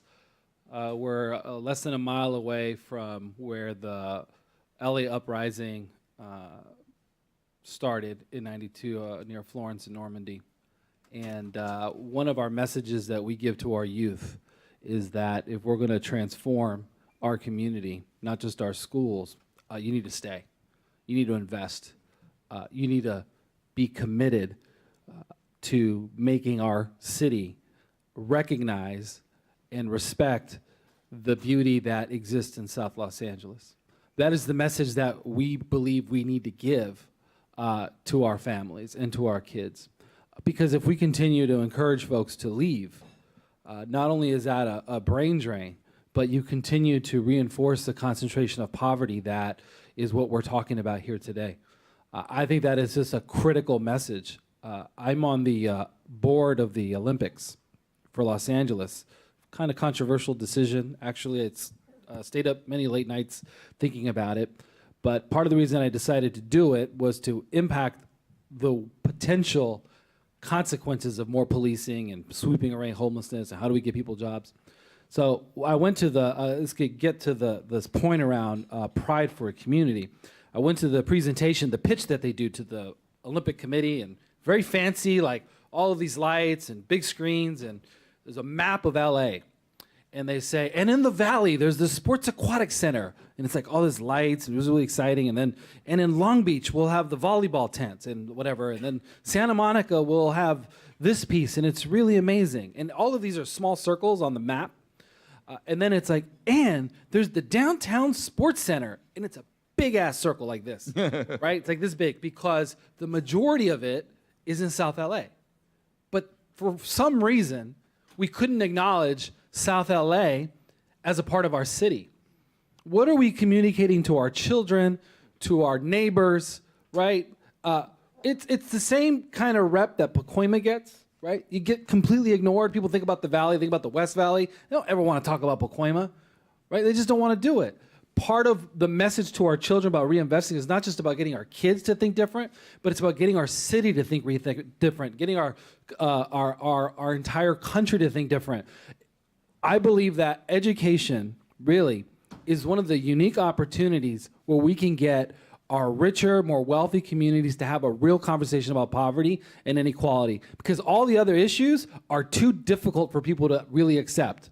Police brutality is not an easy conversation if you're white on the West Side to really have a conversation about. Education is an entry point. So I just think the message, we got to reinvest in our community, we got to stay in our community. Our community is a beautiful place. It's not all the negative things that you hear about on the news. Yes, we have violence, but you know what? You got violence on the West Side too, it's just not reported. There's a lot of women getting beat by men in those homes. So there's a lot of stuff going on. So part of it, I think, is just to re-embrace, love the community you're from, and put it front and center in our conversations. Thanks, Alberto. So I want to now turn, I see my former dean, Jean Garcia, who is probably the leading expert in the country on the education of English language learners. Is that a good height? Okay, beware of experts, beware of experts.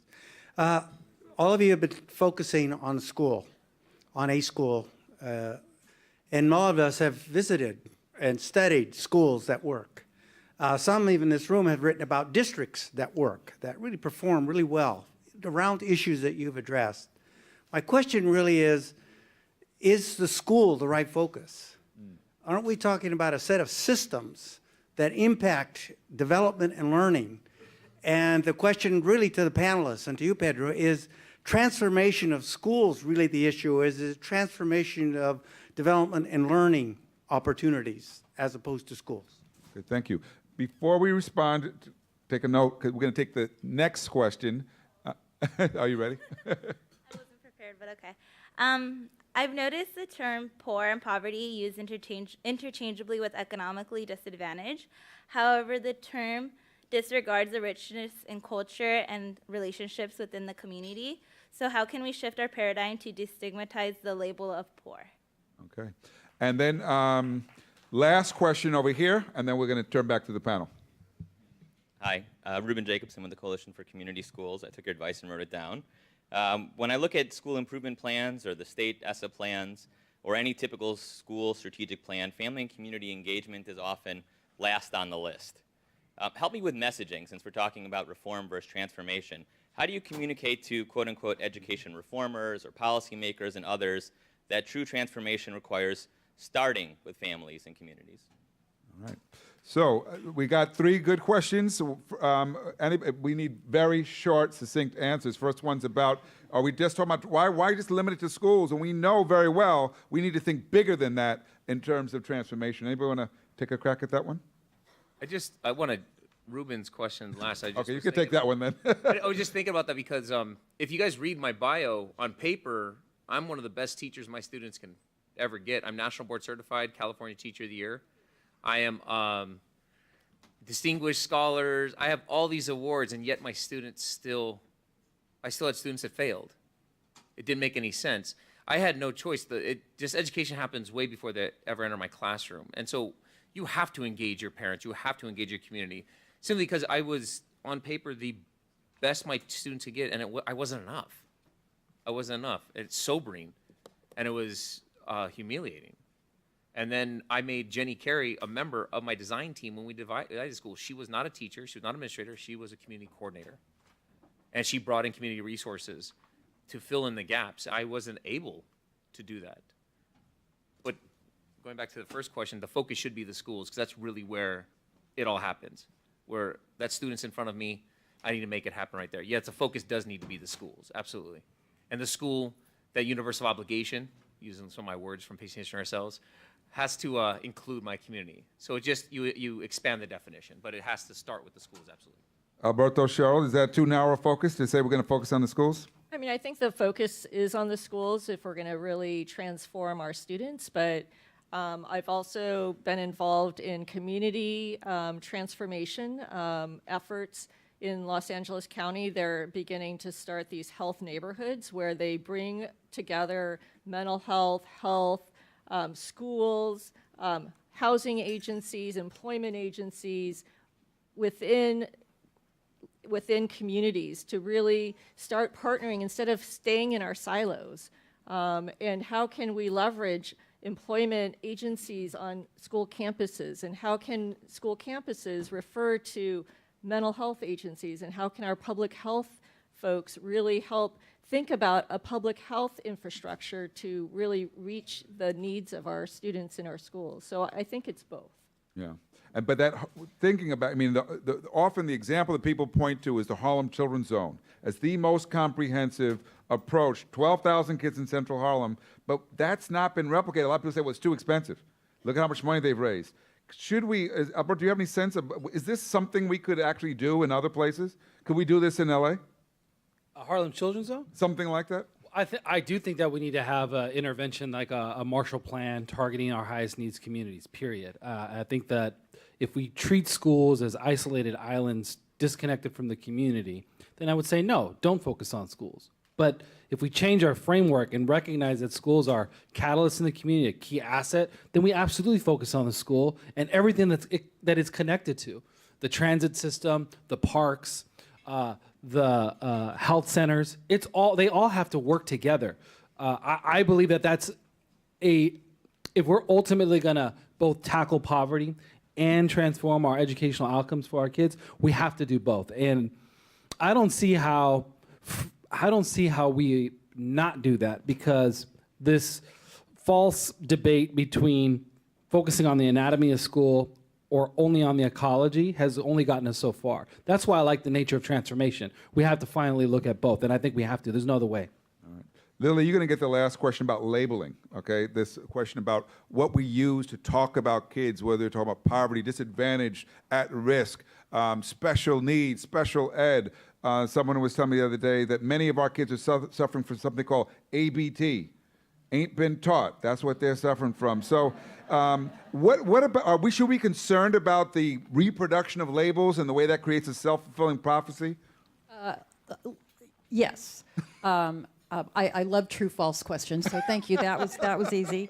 And all three of those questions are connected, every single one of them, because when you're talking about labeling a child as poor, I worked at a homeless shelter for several years in a one-room school in Salt Lake City, where diversity means you found a Presbyterian, and yet here was this community of kids. That were just lost. And I remember we had some kind of project where we wanted to celebrate Dr. Seuss's birthday, read across America. And I told the kids, kindergarten through 6th grade, I had about 15 kids in that class, and I said, we're going to write letters to the bank, and we're going to walk it over to the bank, and we're going to ask for contributions to buy books for kids that aren't as lucky as we are. And this little 3rd grade James, little redhead, said, I'm not lucky, I live in a homeless shelter. He knew exactly what his situation was. Nobody was hiding anything from him. And I said, but see, the books that we're going to buy, we're going to go over to the Shriners Hospital. And we're going to give it to kids that don't have legs. Guy, you can turn cartwheels like no one I've ever seen. And you could see it in his eyes where he went, oh, yeah. You know what book they'd really like? We should get... And then they started planning that. So you don't go from that deficit model, where the poor downtrodden. No, what do we do well? And who can use our help? But the first question that was asked on systems, and I can't say this enough, I am a fabulous teacher. I love that. Yeah, me too. My students did too. And you know what? That's not a system. I'm really creative. I love to come in. I love to throw, disruptive things in my classroom and see the kids go nuts. And put on a Shakespeare play. But my kids were lucky to have somebody that just said, let's not do that. Let's try something different. Luck is a lousy business plan.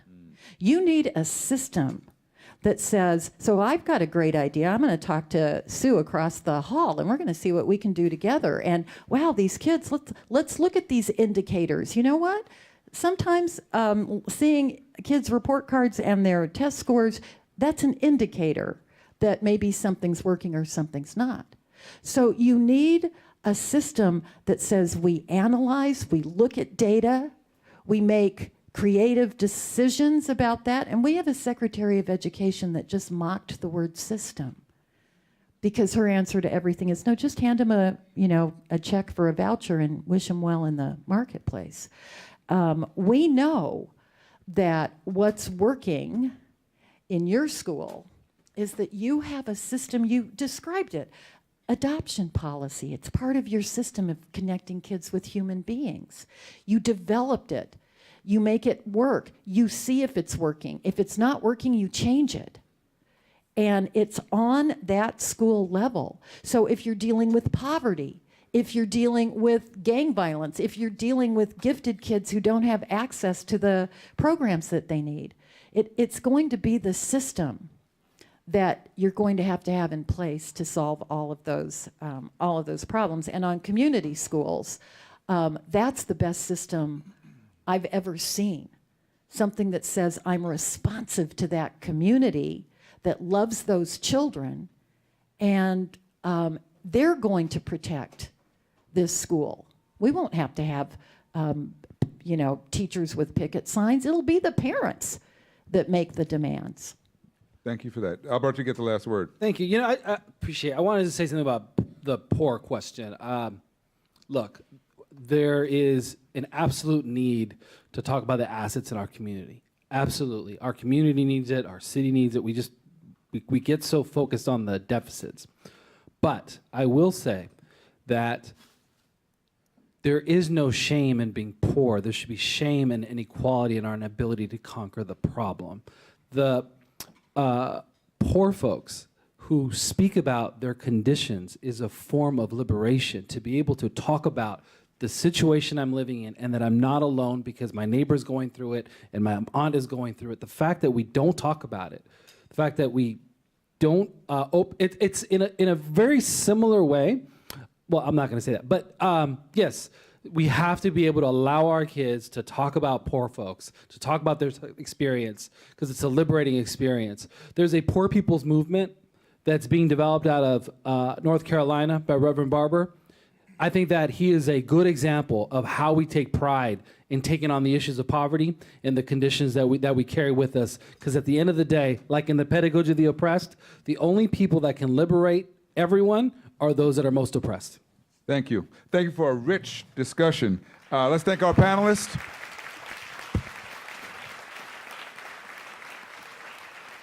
There are seats up front for those who are still standing. Please feel free to join us up here. I'd actually turn it over now to my colleague, Joe Bishop. Great. Thank you so much, everybody. So we want to get folks moving. Dr. Kataoka talked about mental health being an agenda for all kids, right? So in that spirit, we're going to have you stand up. Mental health and wellness being an agenda for everybody. I want to introduce to you, don't be scared now, Kira Haglin and Hala Curry, who are going to lead us through a trauma-informed yoga session here shortly before our next session at 10:40. Take it away. Thank you. Thank you so much. All right, everybody. So I'm going to invite you to just stand with your legs a little bit wide and your knees bent. And your hands can be alongside your body or even on your body somewhere. And I just want you to feel into your body in this moment. I think of embodiment as one of the biggest acts of disruption and liberation that we can do, because oppression thrives on disembodied folks not feeling the agency within themselves to act. So for me, this is very political. Reclaiming our bodies and remembering, bringing back the parts of ourselves that have been marginalized. So as you let your knees bend, start to feel the rhythm of your breath. Imagine perhaps pulling the breath up from the earth. So the breath as this reminder of our deepest interconnection, our interdependence with each other, with the land, with the people of this land, with the history of this land. And so imagining the breath moving up and down the body, washing your own being, decolonizing your own body. This is what this work is, right? Decolonizing our minds and our bodies. And all of you as educators, passing that along to all the incredible students that you serve. So taking a few more deep breaths here, feeling into the spaces opening up in your body, the spaces still constricted, holding it all, holding the hope and the despair, the possibility. And now we're going to shake it up just a little bit, right? So this disruption, I'm going to invite you to start just shaking your body. You might start with your shoulders and your wrists. So imagine, what is it that you're shaking off? Transformation requires this letting go. Shake out your arms and your legs. Shake out your flab. If you don't have any flab, I apologize. You miss out on that opportunity. Shake out your butt. This is what animals in the wild do. This is why animals in the wild don't experience trauma. They literally shake it off. They literally shake it off. And we need to teach our kids to do this, but we also need to do this as providers. So shake, shake, shake. Shake things you didn't know you could shake. And then we're gonna slough it off. I remember teaching yoga in Juvie Hall, and the girl said to me, this is like an emotional shower. All right? So again, slough off the old paradigm, all that we were taught, like so much of this is unlearning so that we can relearn, right? So how do we do that in our own bodies? So just behind you, we gotta get to the unconscious parts too, right? your brain, your face, the masks that we wear, like interrupt some of that. I often say if we're going to do this work of transformation, we have to be willing to be humiliated. It's embarrassing. All right, you got to let it go.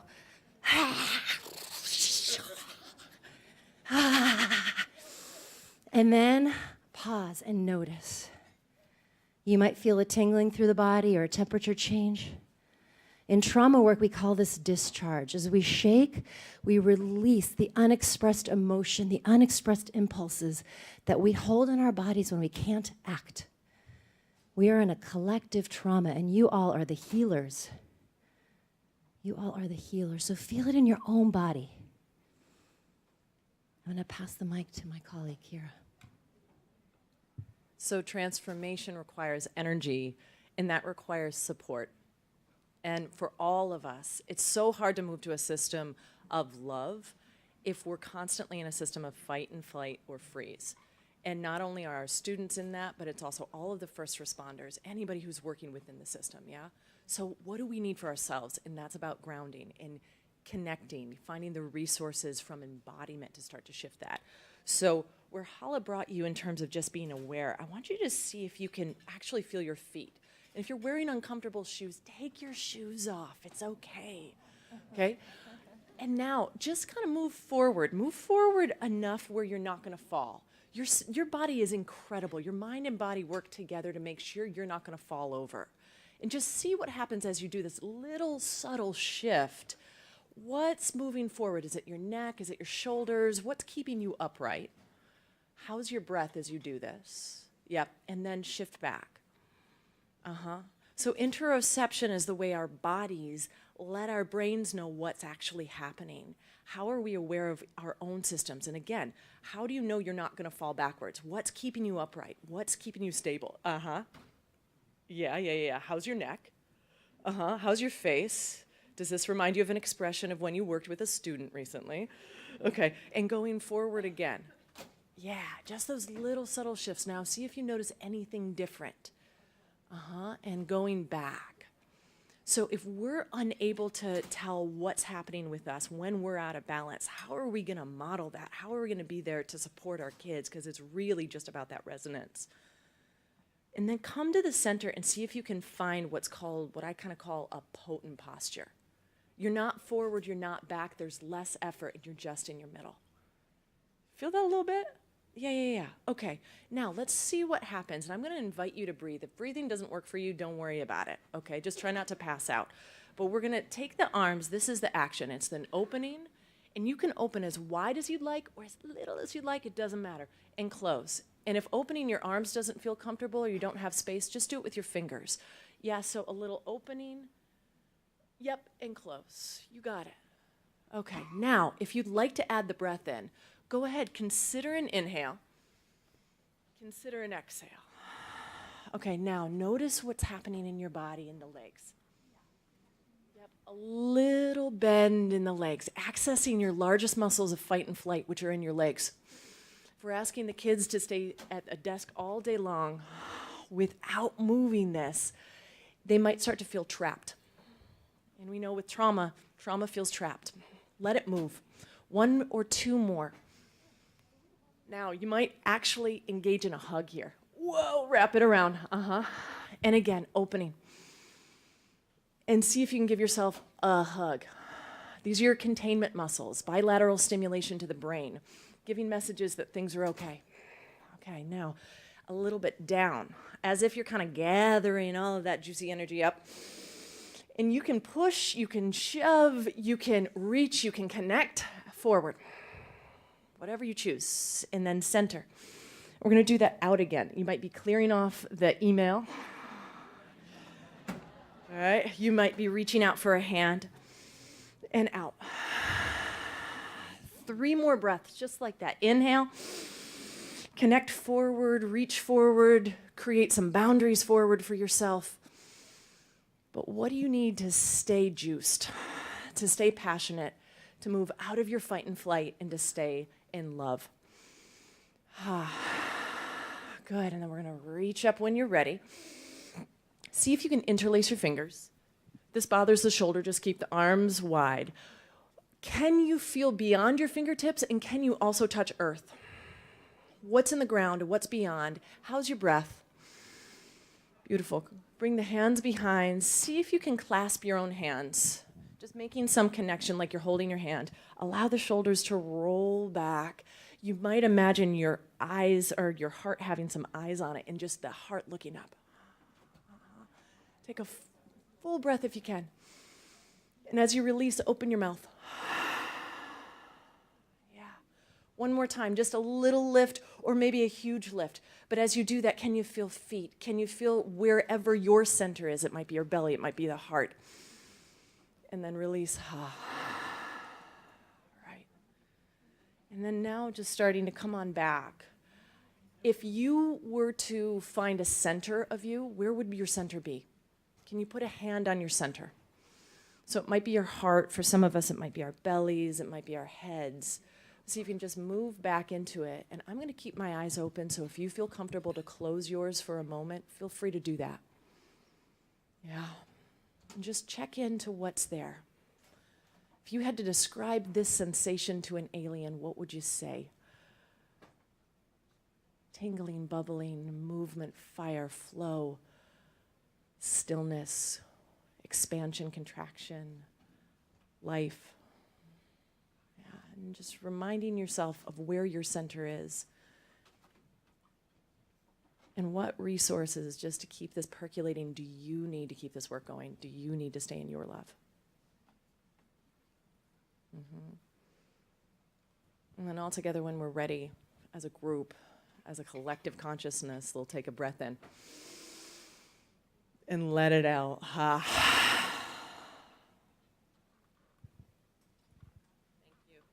Thank you. Thank you so much for all of the work you do.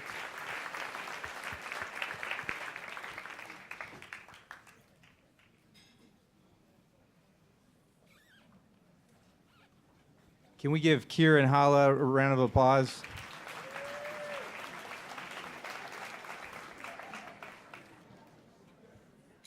We got the sense everybody wanted to move. So, we talked about in our first session, really, it was a deeper philosophical conversation on what is the purpose of public education. For this next session, I'd like to welcome up our moderator, and that's NPR's Claudio Sanchez. And Claudio, come on up. And Claudio is going to lead us in a conversation to think about the context in which we're trying to reimagine schools.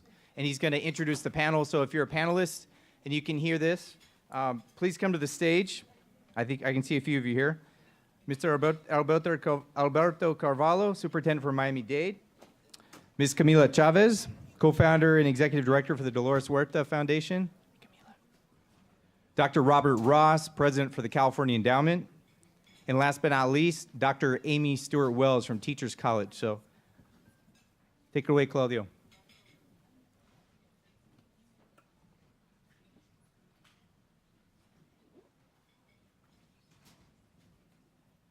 Thank you. It's a privilege being here.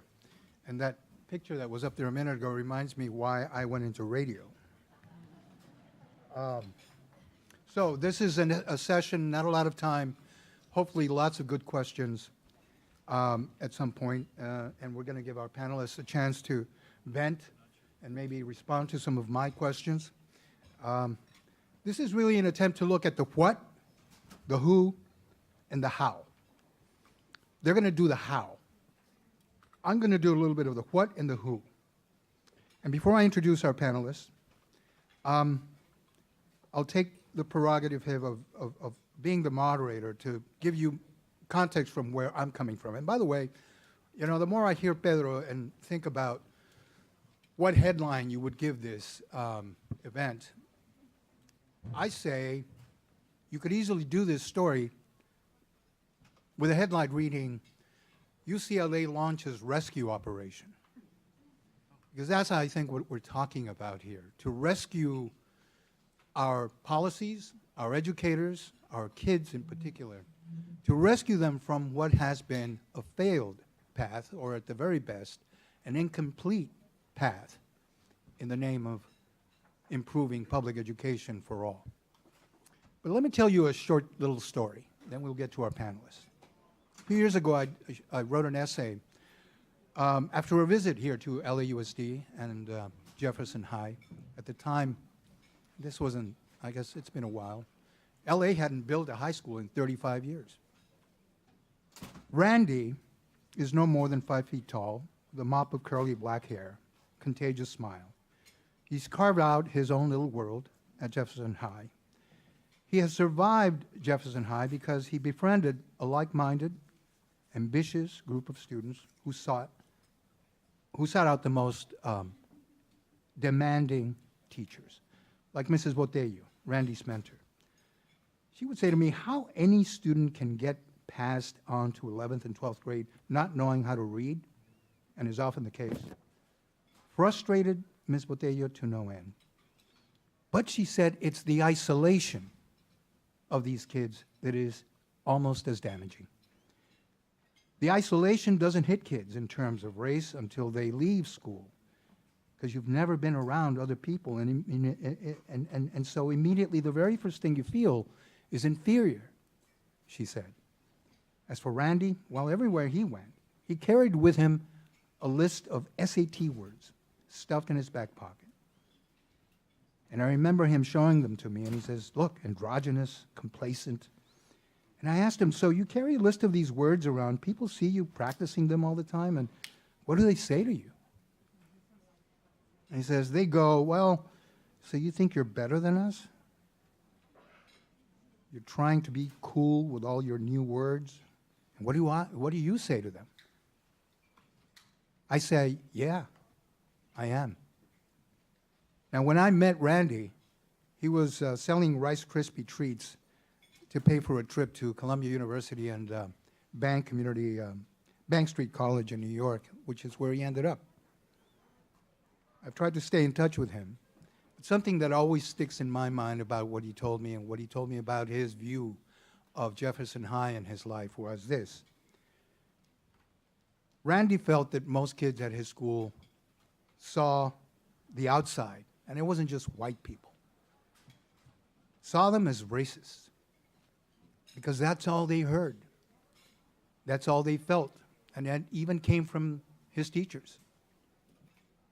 And that's all he had ever known. Which he said, it's probably a good thing that we don't have too many white kids in our school because there'd be hell to pay.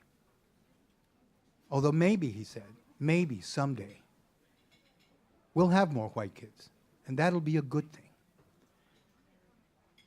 When we talk about the isolation of kids, I think of it as two words: alienation. Actually, one word: alienation. It's a play on words: alienation and alienation. And we forget that the true power to transform these kids and to help them make their way, the power is education, as we've heard here repeatedly. But let me just end here with something that has come from a pretty good book by Robert Putnam called Our Kids, the American Dream. He says, this nation's class and racial divide in large part is the result of our growing educational divide. But don't bother looking for villains, he says, because our social and educational policies reflect collective decisions. We are all, in some manner, to blame for the dysfunction of our K-12 education system and its failure to adequately prepare kids for career or college, let alone address the plight of poor, undereducated, marginalized children and families. Today, more and more Americans believe opportunity itself is at risk, the kind we earn by working hard because that's what America rewards. As Putnam puts it, most Americans don't begrudge success or wealth in those who've earned it through hard work. They begrudge the lack of opportunity. So my question to our panelists, beginning alphabetically with Dr. Carvalho. Dr. Carvalho, where are we in this landscape of education today in terms of real opportunity for kids to make their way regardless of race, ethnicity, or social and economic conditions? Good morning, thank you. number one, thank you, Pedro, for the invitation to come out to Southern California and to LA and to engage in this important conversation. Well, I think that what you said is very true. Many across the country, particularly young people, feel that the opportunity was almost guaranteed to previous generations is no longer a guarantee. So the dream is gone. And they feel that way because of what's said about them, what's said about their parents, the indictment of their origin, the indictment of their skin color, the indictment of their religion, the indictment of their country of origin, the indictment of the language they speak. And as a consequence of that, there's, to a certain extent, a degree of disconnection and hopelessness. And this happens in a national context where it appears that pedagogy is being squeezed on one end by policy, overbearing policy, which often translates into policing of education, and on the other end, the politics of education. And between politics and policy, pedagogy and the importance of good educational practice gets squeezed. So I do think that we are in a perilous point in America today. I do think, however, that there is a way out. And what's taking place here today is exactly the beginning, not the end, the beginning of something good, to the extent that it's not just conversation. Because you and I know that today's reformers, and there are many of them well-oiled reformers who advocate through foundations which are associated with a political position or a policy position that does not necessarily embody or reflect or represent or advocate for the best interests of kids and teachers. There's always usually a profit margin behind them. But I do think that we are in a position of reclaiming a ground that could have been lost with this intense era of high-stakes accountability. And I do believe in accountability, but accountability gone awry, assessing kids for the sole purpose of designating performance ratings and rankings and comparisons and evaluation of teachers loses its value. Accountability that extends beyond true help and assistance to teachers, teaching and learning in a classroom in a school. If it goes beyond that, it is the proverbial tail wagging the dog. We're using it for a completely different purpose. So how do we do that? Well, number one, yes, let's start by not having a conversation about reform. I agree with that. This is not about giving new form to education. It is really about creating something very different. And as we create something very different, politicians and think tanks, which are usually associated and aligned with political thought process, ought not be the leaders of the movement. And we are doing this in a context where there are so many people talking about how to improve schools, they actually believe they did something about it. And that has to end. We need to call it like it is. Recognize the best practices across the country, have real conversations about education, really tackle the issues of opportunity, of race and class, tackle the issues of immigration and the persecution of the immigrant that we feel so evidently right now in America. Without doing that, the fear that a lot of kids bring to school actually becomes this trauma-like impediment to learning. Last thing I'll say, and hope to come back after the other panelists speak, is that all of this is happening during a time of incredible change. So beyond the issues of authorization, reauthorization of federal policy, ESSA after No Child Left Behind, this new emergence of states as being detached from the federal government because, my God, government is bad, so it seems. There are technological advances that need to be considered very quickly in the field of education. Make no mistake about it, there's a lot of money to be made as a function of digitization, automation, or artificial intelligence. And if you, those who care about education, do not have a space in that conversation, by the time it is here, it will be lost to all of us who really care about what happens in schools. Claudio, I am sort of the representation of the kid in our public school system. I am an illegal alien. Want to know what one looks like by the time you turn 50, they look like this. immigrant to this country, overstayed my visa. Hopefully there's nobody from the federal government here today, and the statute of limitations is passed. Born poor to a family of 6, the only one who graduated high school. 2 of them died. All of them but me entered the workforce by the time they were 14. Father was a custodian, mother was a seamstress. Together they had 6 years of formal schooling. So I know what the opportunity gap is. Grew up in a 1-room apartment, no running water or electricity. To go to college, I had to come to this country after scrubbing decks on a cruise ship. Nobody cared when I first arrived in New York City about my qualification to do the job of a dishwasher in a greasy kitchen. All they wanted was somebody they could underpay and overabuse. But today, even that is being threatened. Grew up with a disability, did go to jail for a little bit, like my brother who spoke earlier, but I've been reformed. So the point I'm making is if I have a voice on education, there is absolutely no reason as to why America's kids, regardless of circumstance, background, or the opportunity gaps that often swallow them, should not. If we detach ourselves in this rhetoric and conversation about education from politics and abusive police-like policies that dictate and over-dictate the work of teachers. This cannot simply be about compliance, it needs to be about support, as the principal said earlier. There are no discardable teachers, just like there are no broken kids. The ones who are thought of as broken kids are such because of broken systems of adults that rob them of their dreams and their aspirations.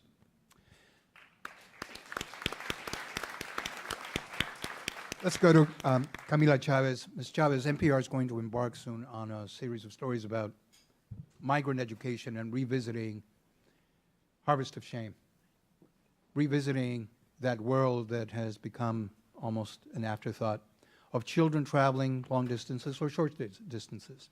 And I can't think of a better example of the children who've been neglected in this country, who basically by looking at the data will say, here is a group of children and families that have truly been forgotten. Now your legacy and the legacy of Dolores Huerta and Cesar Chavez is clear. Where are we now, though? And I'm not just talking about migrant kids. I think that too many kids are treated like migrant kids.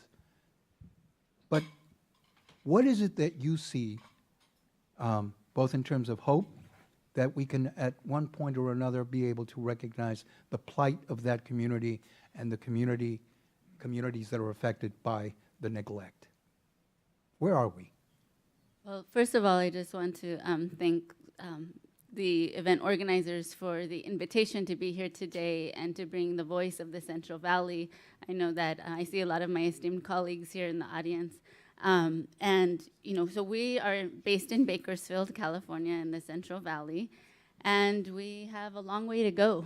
In the last 20 years, we have built 17 prisons and only 1 university. This is the fertile land of the Central Valley that feeds not only our state, but the entire country and much of the world.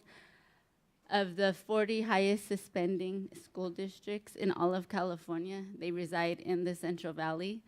So the climate is that we know that our children have a better chance of going to prison, unfortunately.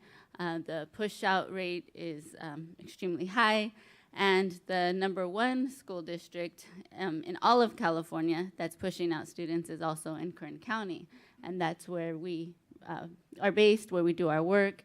Kern County is the most conservative county in the entire state of California. Our saving grace is that we are in California and that we have progressive laws on the state level. So much of our work is just about holding folks to be accountable. But with the situations that we have, the circumstances, there's a lack of hope, and also with the national political climate as well. And we see that as a big opportunity, that this is our time as, the Dolores Huerta Foundation to really work with folks to try to see a better, a better outcome. And we also know, and it's been said, that the community members, the students, the parents, they're the ones that have the solutions, and that's really the core of the work that we do. We, as Dolores Huerta Foundation, when we first started almost 15 years ago, education was not a high priority. We understood that there were a lot of, issues that we needed to address. And it wasn't until we had community organizers that were in people's homes, speaking to them in very intimate settings, did we realize, and we actually got a wake-up call in 2009 of the education crisis that we have on our hands. And so, prior to that, we were working on education in very kind of smaller projects, reinstating school bus routes and, things where parents were coming to us and saying, we can't walk 3 miles to school, or our children, shouldn't have to walk 3 miles to school. And so working with parents and teaching them, coaching them on how to be the change that they wanted to see for their school. So we had these small accomplishments along the way, and we are to the point now, thanks to coaching from from folks in this room, to help us figure out more of a policy lens and ways that we could better engage and train our parents and our youth who are now becoming their own advocates. We have in the Central Valley the Current Education Justice Collaborative that is working on this multi-pronged approach. So we know that organizing is so essential, but the circumstances are so dire that we actually had to take legal action, and we just got a major victory from the Kern High School District. It's the largest high school district in the state of California, serving 38,000 students. And when I talked about that wake-up call in 2009, 2010, a report was published that over 2,500 students had been expelled in one academic year. That's twice the size of the college I attended. It's an entire high school, so we know what happens to these kids. And so we tried to work with the district, and we ended up filing a lawsuit 2014 and just won the lawsuit that we just settled 2 months ago. So for those parents and youth that worked on this and have been in this fight for the last 5 years, they have hope, and they know that this is the way that change can be made. And I just want to talk really quick about the settlement agreements that the district must hire, or they have already agreed to hire, 3 experts that we approved of that will work with them for the next 3 years to totally overhaul all of their discipline practices and procedures. All students will receive the same discipline action, and the school district will also have 2 community forums a year to report on their numbers and their progress. So this is, a small victory. Well, it's a major victory, but in the context of what we're speaking about today. So and that's just the work of the foundation that we're doing, is really working with the youth and parents so that they can be active in leading these efforts. Robert Ross, what role do you have in what you've heard thus far? We write checks, man. That's a good thing. Thank you. Thank you, Claudio. So first of all, thank you, Claudio, for what you do and the way you do it. I want to acknowledge, I know he's been here a little bit, but the arrival of Pedro Noguera to UCLA is kind of like if LeBron James went to the Lakers. That's the impact. So welcome, brother, to this community, and thank you for your leadership. Or fill in your favorite player, Steph Curry, whatever. So let me. In the interest of time, I'm gonna blast some things out, Claudio. That we're a private health foundation on year 7 of a 10-year Building Healthy Communities campaign. We're in 14 different communities around the state, such as in Kern, and supporting the great work of the Dolores Huerta Foundation and many other grassroots organizations. And so we're not an education funder. We're health. And so we come at this in a public health way. And there are 2 kind of pillars to the work of public health approaches. One is we're very prevention-oriented and prevention-minded. and we follow the breadcrumbs of data to prevention strategies all the time. It's sort of what we do and how we roll. And then the second thing is that public health is a discipline, but that by its nature is inclusive.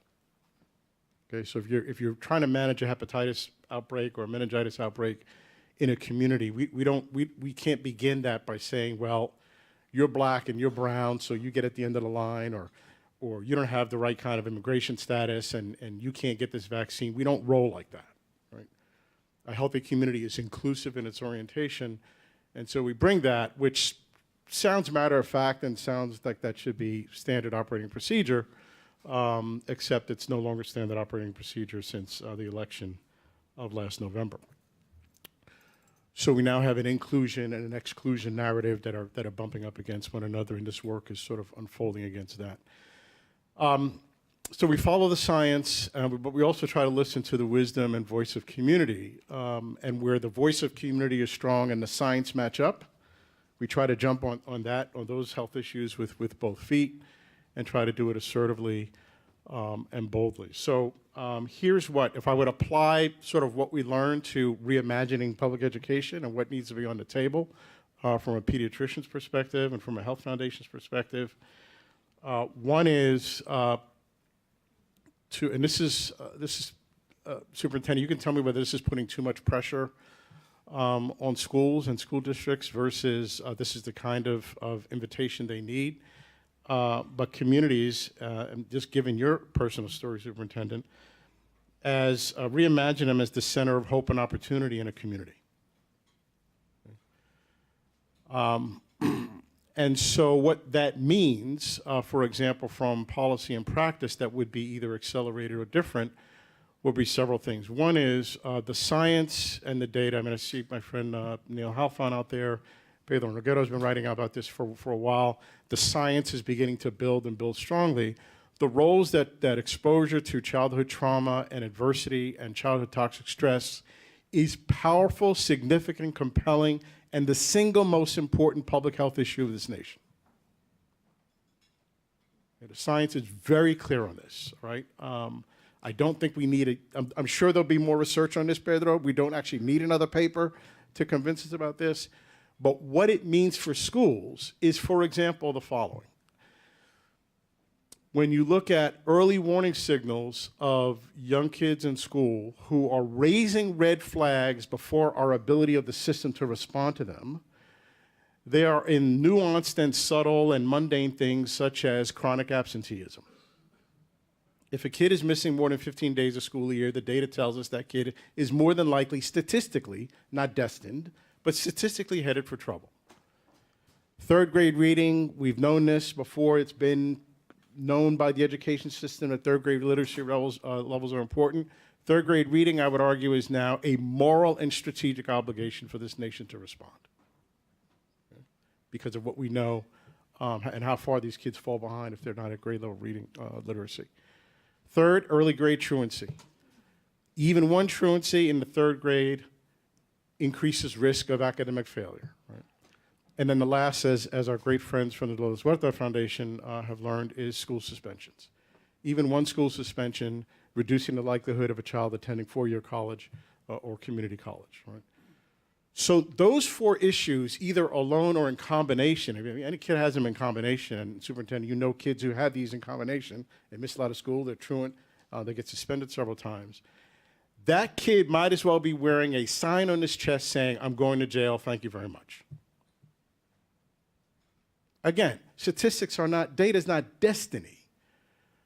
But these children are wearing red light warning signals that we are just not responding to. And I'm not blaming the schools and the teachers for this. We obviously need to help them and support them with greater tools.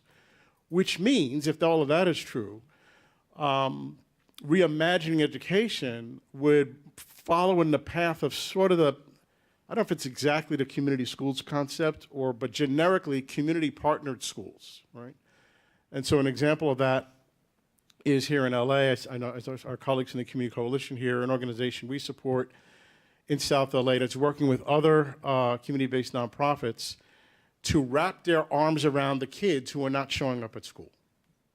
Okay, and so who shows up at the door is not a police officer, but a trusted community resident, community leader, and community organizer who says, you know, Johnny or Malik has been missing school lately, and, you know, how y'all doing? How's he doing?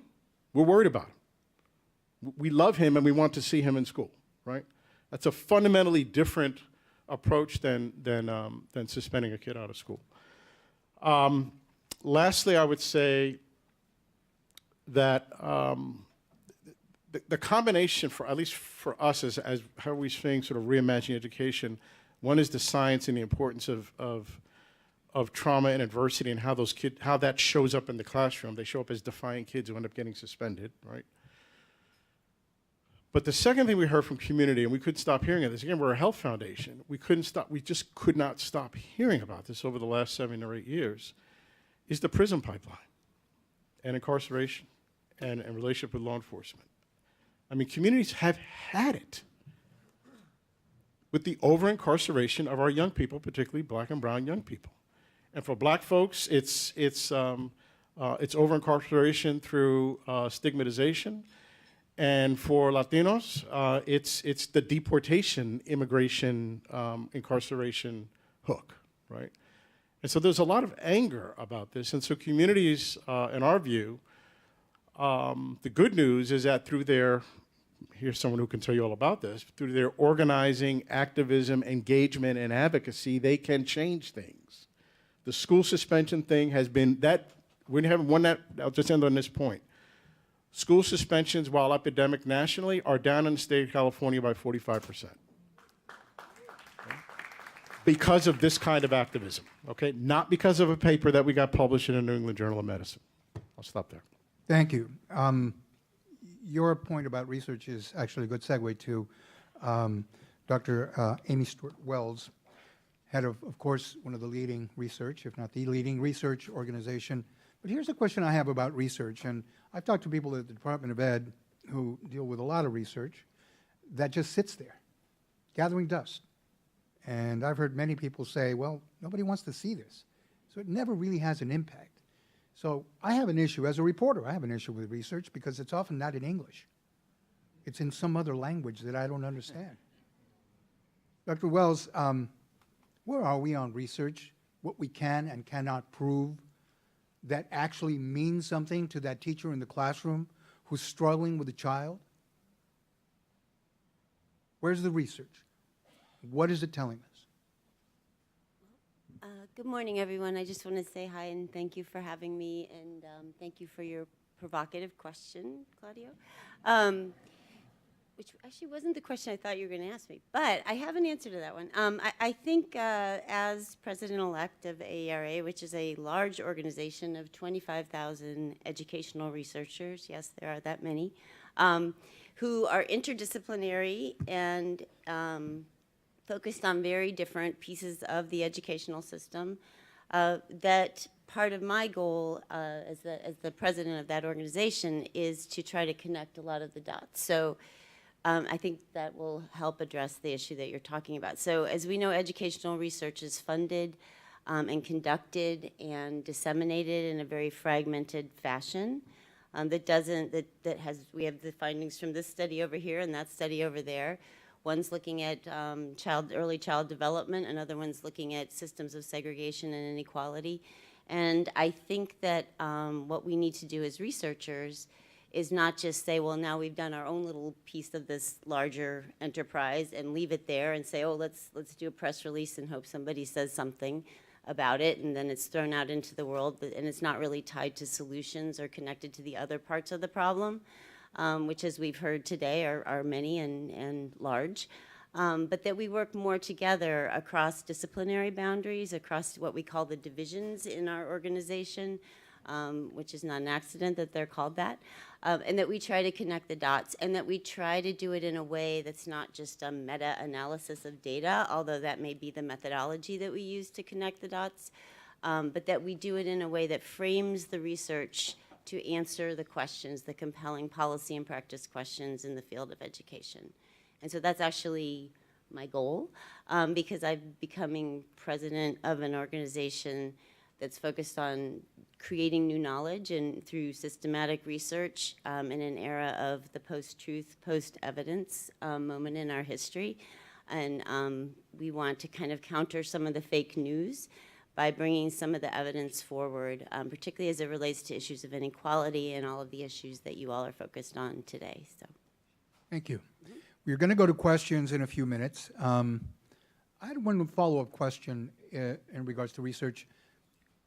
We, and I personally, have focused so much over the years on bilingual education, and I am constantly puzzled by how much we know about the brain and its capacity to learn 1, 2, 3, 4 languages, especially at a young age, and the resistance, although California has certainly made its rethinking after 20 years of no bilingual ed as we knew it then. I've always been curious why the things that work get little or no attention. And I'm not just talking about the media, I'm talking about the attention from the people who devise policies that are supposed to be based on things that work. Where do you see, and we can ask this of all the panelists, where is the hurdle, that wall, that gets between great research that's clearly showing the way and the fact that it's not implemented? So, Dr. Wells, maybe we could start with you. Talk to Dr. Carvalho over there, who is looking for something that he's struggling with, and yet he doesn't have it within his grasp because that connection, for whatever reason, is missing. What's missing? well, I have several answers to your question. In terms of why the research isn't being used when we do know a lot. And that there's a whole body of research on why the research isn't being used, funny enough, that talks a lot about, yeah. Wait a minute, say that again. There's a lot of research about how we're not using research? Yeah, well, how the research could be used and the reasons why it's not being used. It's called knowledge utilization, just for another non-English term.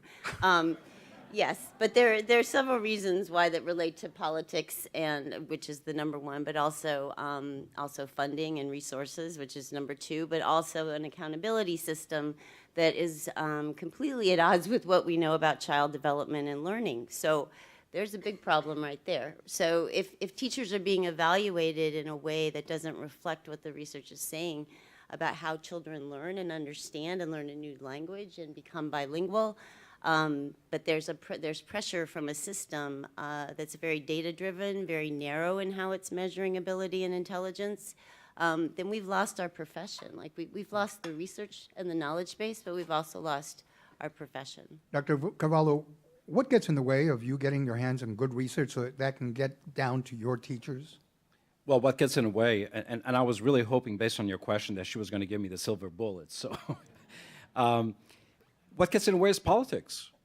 I mean, I believe that the issue of what's working, not working, how to teach Johnny, Tyrone, Maria, how to read, perform by 3rd grade and guarantee on-time graduation by 12th grade is no longer a skill deficit. It's a will proposition that's lacking. So we know exactly what works. We know exactly what the inputs ought to be.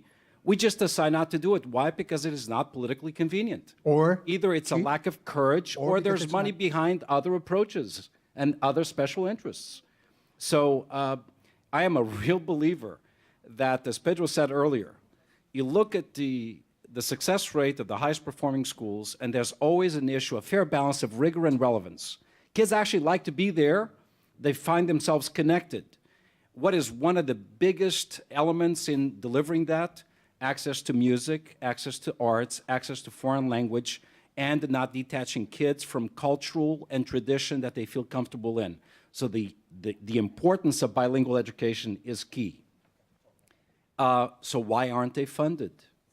Because nobody has an interest in bringing accountability to arts. There's no exam for that. Therefore, the private sector elements that capitalize on remediation, acceleration, grade level performance, Basel series, which are translating to buying millions of textbooks by the pound, take precedence over what really works. The research is compelling. Last point I'll make was actually a response to something Dr. Ross said, if I may. I actually embrace the concept of reimagining schools as the beacons of hope and opportunity. That's exactly what we are. But we cannot detach that from the enablers of hope and opportunity. and it is equity and access. You need to build the bridges of access to high-quality education and need to provide equitable funding. And equitable funding does not mean equal funding for all kids regardless. That means disproportionately differentiating funding on the basis of the individual need of the kid. Progressive think leaders in education all subscribe to this idea of personalized adaptive education. But often those same people abandon that same philosophy of personalized and adaptive to the kid as far as the funding is concerned. And both need to be in play. By the way, everything that I just said, and maybe oversaid, is well rooted in research. But it is scant in terms of evidence across districts, the 15,000 or so districts across America. Because, to a certain extent, the research does not make it to the front page of newspapers. It is not sexy enough. And there is a translation issue, as you said. Secondly, there are powerful interests that drive political decisions rather than what we know actually drives teaching and learning to an optimal state for a child. Here's a question I have for Dr. Ross and Ms. Chavez. How do I put this? Are you the counterpart to the people that Dr. Carvalho just talked about? There are forces at work that keep good research or good practices from really taking hold. Are you the ones who can help solve that and sweep those hurdles out of the way, either because of how you fund things, who you fund, or because you simply have better ideas about how collaborative solutions should work and how even to connect researchers with educators? Are you, as outsiders, the solution to fighting those forces that oppose or create hurdles? No. Why not? Okay, I will just make a clarification that our name is misleading. The Dolores Huerta Foundation is not a philanthropic organization, so we're a nonprofit 501c3, and our main areas is civic engagement and education. So we don't focus so much on research and that kind of delivery. For us, it's more connecting community members to elected officials and holding them accountable. So I will make my response short because I'm sure Dr. Ross has a lot to say about that. I think they are. So, yeah, I'm riffing right off the superintendent's comments here. So, the first peer-reviewed scientific journal article about the hazards of smoking being bad for your health were in 1921. Enough said. Okay. 1964, the public health community gets permission to put the warning label on the side of the pack. So 40 years of data and science go by, right? 30 years go by, and now we have smoke-free UCLA campuses and airlines and restaurants, right? So between the emergence of the science and the data, the 1920s, 100 years war on tobacco, which is way easier and less complicated a dragon to slay than the issue we're talking about, which has a lot of race and equity and other issues involved. So, if I put it this way, Claudia, if we were an education foundation, which we're not, I would stop funding new charter schools. I'm not saying funding a charter school is a bad investment. I'm saying, to your point, the highest and best use of investment right now is developing authentic, meaningful parent, resident, and youth engagement. And then the second thing I would fund is a leadership pipeline for elected officials and school board members who come from communities that look like what the kids we care about look like. Okay? And there's no way of better framing. I got to be careful of that. I want to. Research is really important to us. But the best friend that a good research study has about the right thing to do is power, voice, and a bunch of angry women showing up at the County Board of Supervisors. We're going to go to questions. Thank you, Dr. Ross. Do we have a line of people already there? Yeah. Just one last point about going back to bilingual education. What is the role of ignorance among the average American when it comes to research? And I'll just kind of paraphrase something I heard in South Texas, of all places. When I asked folks why they were opposed to bilingual education there, these were taxpayers, folks who showed up at the school board meetings and would often say, the hell if we're going to let you impose this bilingual education thing. And I asked one lady why, and she said, if Jesus Christ spoke English, why can't they? Let's go to the first question over here. Hello. And he was white too. From Texas. I've been a high school teacher for 25 years, and the travesty is the number of students every year that read way below grade level. So I'm glad you brought up reading. And I wonder why, in this country, that the first 3 or 4 years of school is not devoted to reading. If a kid can leave 3rd grade and read, then I think we solve a lot of problems. That is apparently not the will of the way. You want the panel to respond to that point. Oh, no, okay. Yeah. Anybody? They're going to take it. Oh, we're going to take them all together. Okay, well, take notes. Over there. Tell us who you are, by the way. My name is Wayne Marquez, and I run a company called American Dream 101, which is in 23 inner city school districts throughout the country for the last 13 years. And I wanted to bring up to the panel and also obviously to the group and ask them, superintendents oftentimes have PhDs, teachers are licensed, principals are certified. Why don't we have any license requirements for board members, school board members? You know that they don't even need a high school diploma in many places. I know that in my, I live in the 3rd largest school district in Pennsylvania, and a recent election, a person had gotten on the school board, it's over a $300 million budget, got on the school board with just 25 signatures to get on the ballot because they ran unopposed. No other qualifications. We need to address this in this country, and I'm curious what the panel has to say about this. Okay. Next question. I have a question about research. Tell us who you are. I'm Hala Khoury, somatic counselor, yoga teacher. I was just up there getting you all to shake. I'm also doing a PhD in community psychology, and we've been learning and investigating participatory action research, and I'm curious that this research paradigm also transforms this idea that there are the researched and the researchers, and who has the knowledge. And like some of you said, the teachers and the students carry the knowledge, and in this methodology, we see the students and the teachers as our co-researchers, and so that the action of research itself is transformative. So I'm curious if any of that is happening. Students and teachers as co-researchers. Interesting idea. How many questions should we take before we go to the panel? Oh, 2 more. Okay. Oh, 2 more here. Go ahead. Hi, everyone. My name is Jasmine Cameron. I'm with the Broad Center. I'm curious to hear from the panelists, how does civic engagement play a role in reimagining education when we take into account that majority of school board members and other elected officials are majority white men and are not reflective of Black and brown communities that they serve? Okay.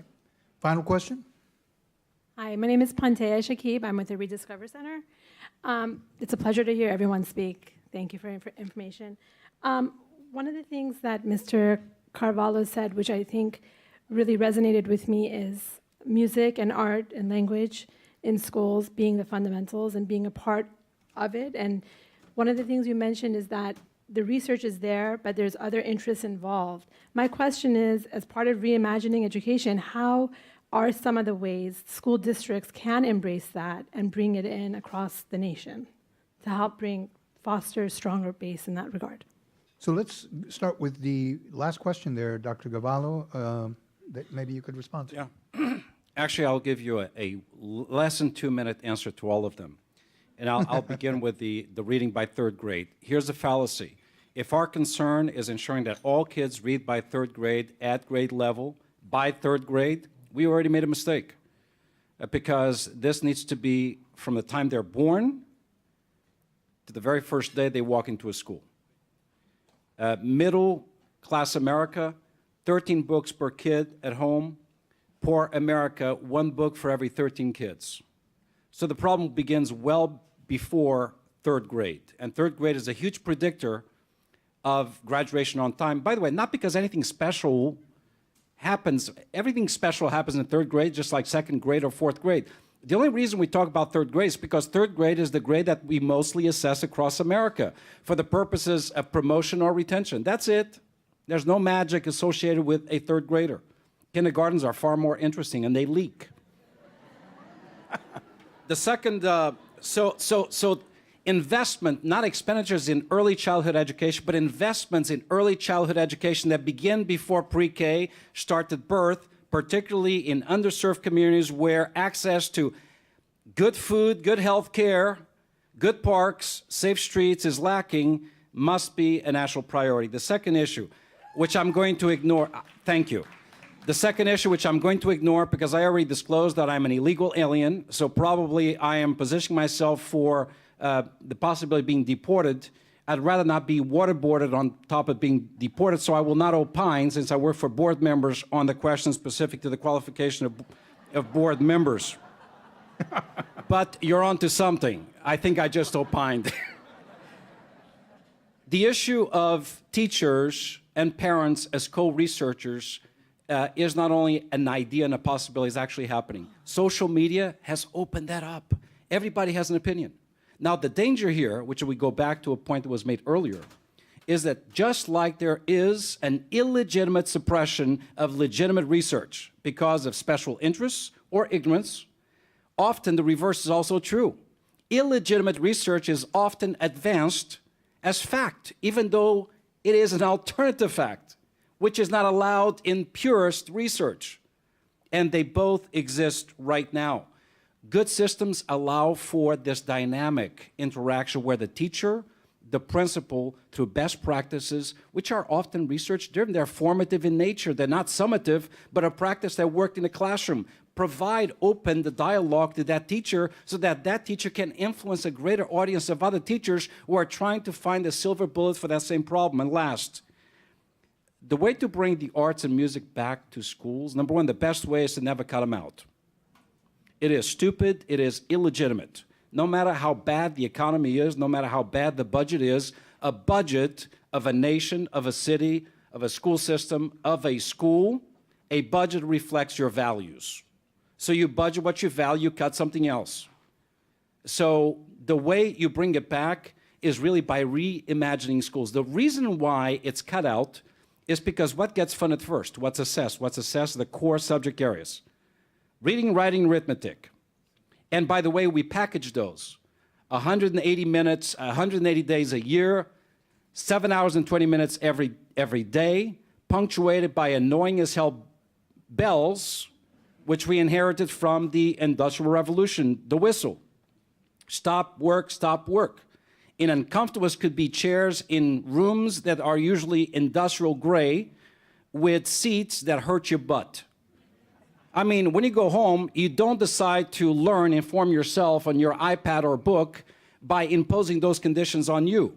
You take off your shoes, you put your feet up, you pour yourself a glass of, you drink the whole bottle while you read.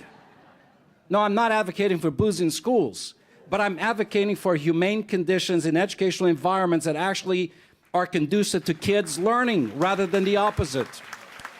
Enough said for now.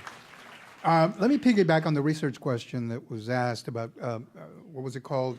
Participatory research, or students and teachers being as co-researchers. One lesson I've learned over the years about covering education is that all research comes with an agenda. And there are competing agendas. Charter school research is a great example. Somebody will come out and say they don't work. Others will come out and say they're fabulous. Dr. Wells, on the specific question about participatory research, is it common? Do we do it? Is the quality of the research coming out of that experience better than other kinds of research? And what about political ideological agendas behind research? Yes, actually, in the field of education, we've been doing participatory action research for quite some time, since even before social media, and particularly with teachers. And now I think there's been a bigger growth in youth participatory action research, which is we call YPAR. And I think the reason why YPAR has been growing faster, at least that's my perception based on what I'm seeing in the field, is because of all the issues we're talking about today. And I think more of a focus on youth activism and youth voice. And I know there's a lot of that going on in New York City, a lot of groups of kids working towards equality and integration in New York, and it's very exciting. And so I think we've been thinking about students. We see students that we're working with doing research on topics that they want to do activism on. And engaging. And they use very strong research methods, and they interview people, they collect data, they do GIS mapping. So there's a lot of that kind of participatory research in our field, and there has been for a long time, but it's grown, and I've seen a shift away from teachers doing it, I think partly because of the burden of the accountability system and more towards youth research. So in terms of whether it's better than, say, other forms of research, I think it's different. And I wouldn't say one is better than the other. I think it depends on the questions you're trying to answer with your research and the problems you're trying to explore. I think when we work with students, when researchers work with students and communities, and the project we're doing right now called The Public Good is a form of participatory action research with front-loading research and with community engagement around issues of race and education. And it's a very powerful tool because it helps people understand deeper issues related to race, way in which different constituents in racially diverse schools understand issues of race. And it can be very powerful and transformative. So a lot depends on the methodology that's being used, the questions that are being asked, and the support, particularly when you're working with young people, to help them learn the tools of research and to use some of the statistical analyses and to know more about why we do interviews, et cetera. Ms. Chavez, I'll give you the option of addressing any one of the questions you heard. Remember, it was reading by third grade could solve everything, or a lot. Licensing requirements for school board members, participatory research, too many white school board members, and/or how do we take any one of these questions and begin to point to how we solve it? Right. Well, I'm definitely interested in answering about civic engagement and how that plays a role, because we have seen how we can change our schools, and it's not just the youth and the parents advocating, but I think that I want to step back to even just looking at civic engagement in our schools and what our students are being taught. I graduated from high school with the activist parents that I have, and honestly did not understand how policy works, how, the different, levels of government, how, bills are passed, all of that. That's something that I had to learn hands-on and also in college. And even my friend and I were having breakfast the other day, and he's a college professor at Bakersfield College, and he's asking his college class, what are the levels of government? And his college students cannot answer that. And Dolores Huerta, who speaks to thousands of people all the time, and one of her favorite questions is, and so I'll ask it here, raise your hand if you know who your congressional representative is, if you know them by name. You see, so not even everybody here is raising their hand. So that speaks to civic engagement, and we have a long way to go. And that's what we're working on, is trying to teach folks that. But this should happen at the school level. We should have students that are in the communities, that they have these projects trying to either create new policy or reform a policy, and that we're giving them these tools that they know who their elected officials are, that they're going to their school board meetings, that they know who their mayor is. I sat in a House meeting once, and it's, one of the most memorable questions that we received, where this farm worker man, after we gave our pitch about, people have made change, and it doesn't matter if you're immigrant or you don't speak English, that, all change has come from, people just like us and just like this community, and, are there any questions? And the man raises his hand and he says, "Nomás tengo una pregunta. ¿Quién es el presidente de nuestro pueblo?" Who is the president of our town? He didn't know. So we had to explain, well, this is an unincorporated community. There's a board of supervisors. But we brought that supervisorial representative there to this community 4 times that year so that the community members could share with them what infrastructure improvements that they wanted. They were able to get $3 million worth of sidewalks and street lights and all of this just so they could improve their recreational, and physical activity opportunities, right? So I feel that we need to really look at that in the schools of just teaching our students and amongst ourselves, right? We all have a long way to go, so hopefully everybody will look up who their congressional representative is, because as Michael Moore says, you should do 3 things every day: wake up, brush your teeth, and call your congressional representative. I do also want to answer the question about the school board members. And I will say that the parents that we've worked with, we're trying to build the leadership pipeline, and that needs to start with students who are very young, as well as parents, right, who are going through this process of transformation. And I'm proud to say that we have 3 parents who sit on a school board, and they don't all speak perfect English. None of them have a college degree, but they became so involved and active in presenting petitions to these school boards that they said, hey, I can be on the other side of that table. I'm registered to vote, and I can make this decision just as well as they can. So as far as putting those kinds of restrictions, maybe there should be, some training that's more accessible. And I know that the endowment is actually working on that, of training folks on water boards and school boards. It's so complex, right, that we do need that coaching and that training. But I'm proud to say that there are community members, and I think that they're the best ones to be on the school boards making those decisions.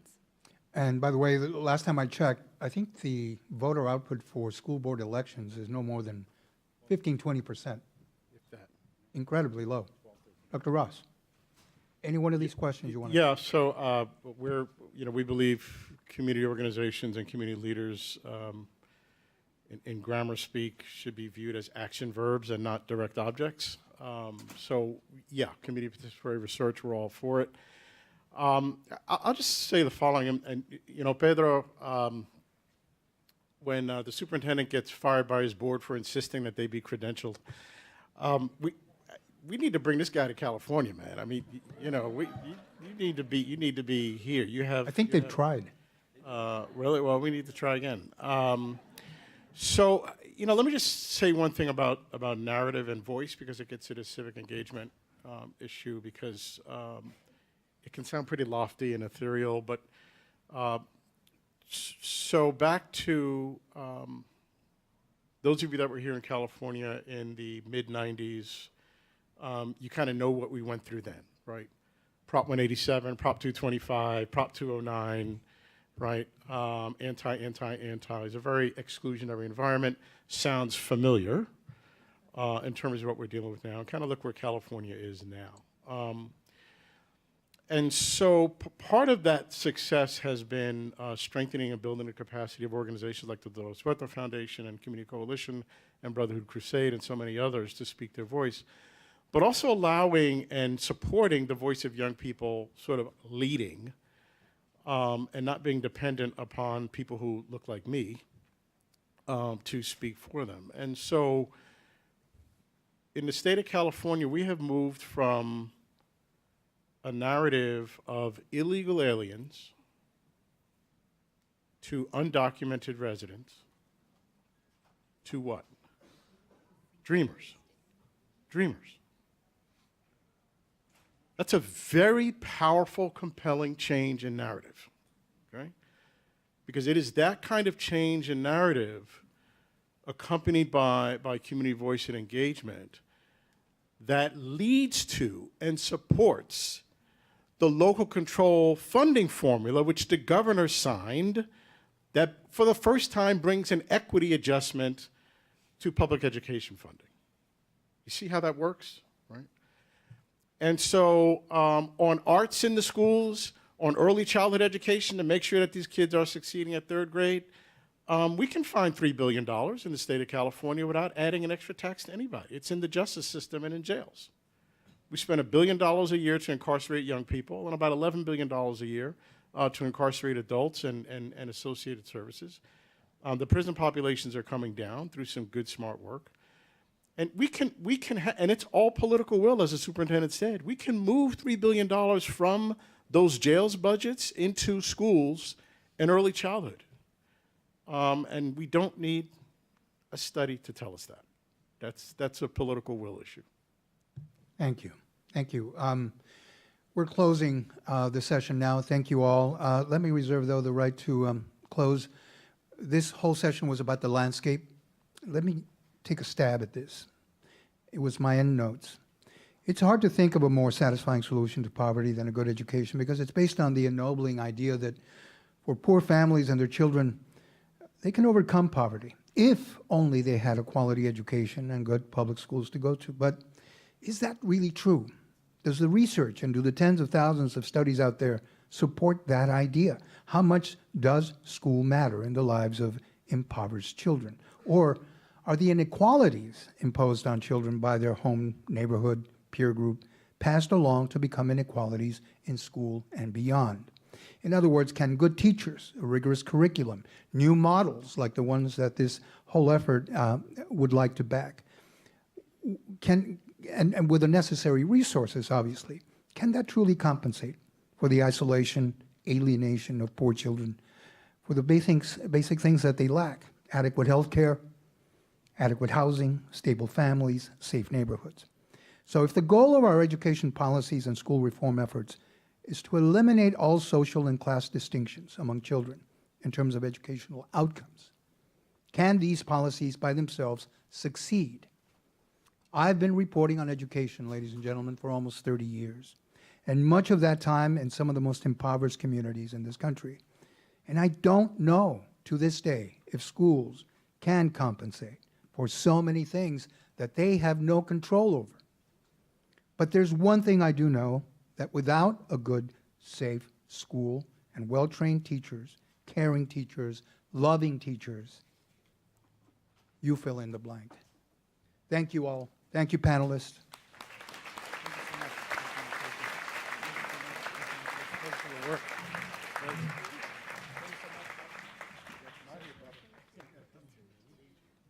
Thank you again, Claudio. Great job moderating and synthesizing. That was impressive. So I want to thank our panel. Some people took red eyes to get here or left very early from the Central Valley or from New York. So you look great. We never would have known you took a red eye, Superintendent Carvalho. So as we shift now, as we think about lunch as an academic subject and knowledge utilization, you have to have good food. So with that, we're going to open these doors to lunch. I know not everybody has a lunch ticket, but if you do have a lunch ticket, please take it with you and bring it to one of our staff who will be waiting out. You're going to come out through these doors to the right. You'll see a number of human dots waiting for you. And we're going to start lunch promptly with Chef Alice Waters at noon. So please start walking as soon as you can out this door. We have an amazing lunch waiting for you. So thank you very much.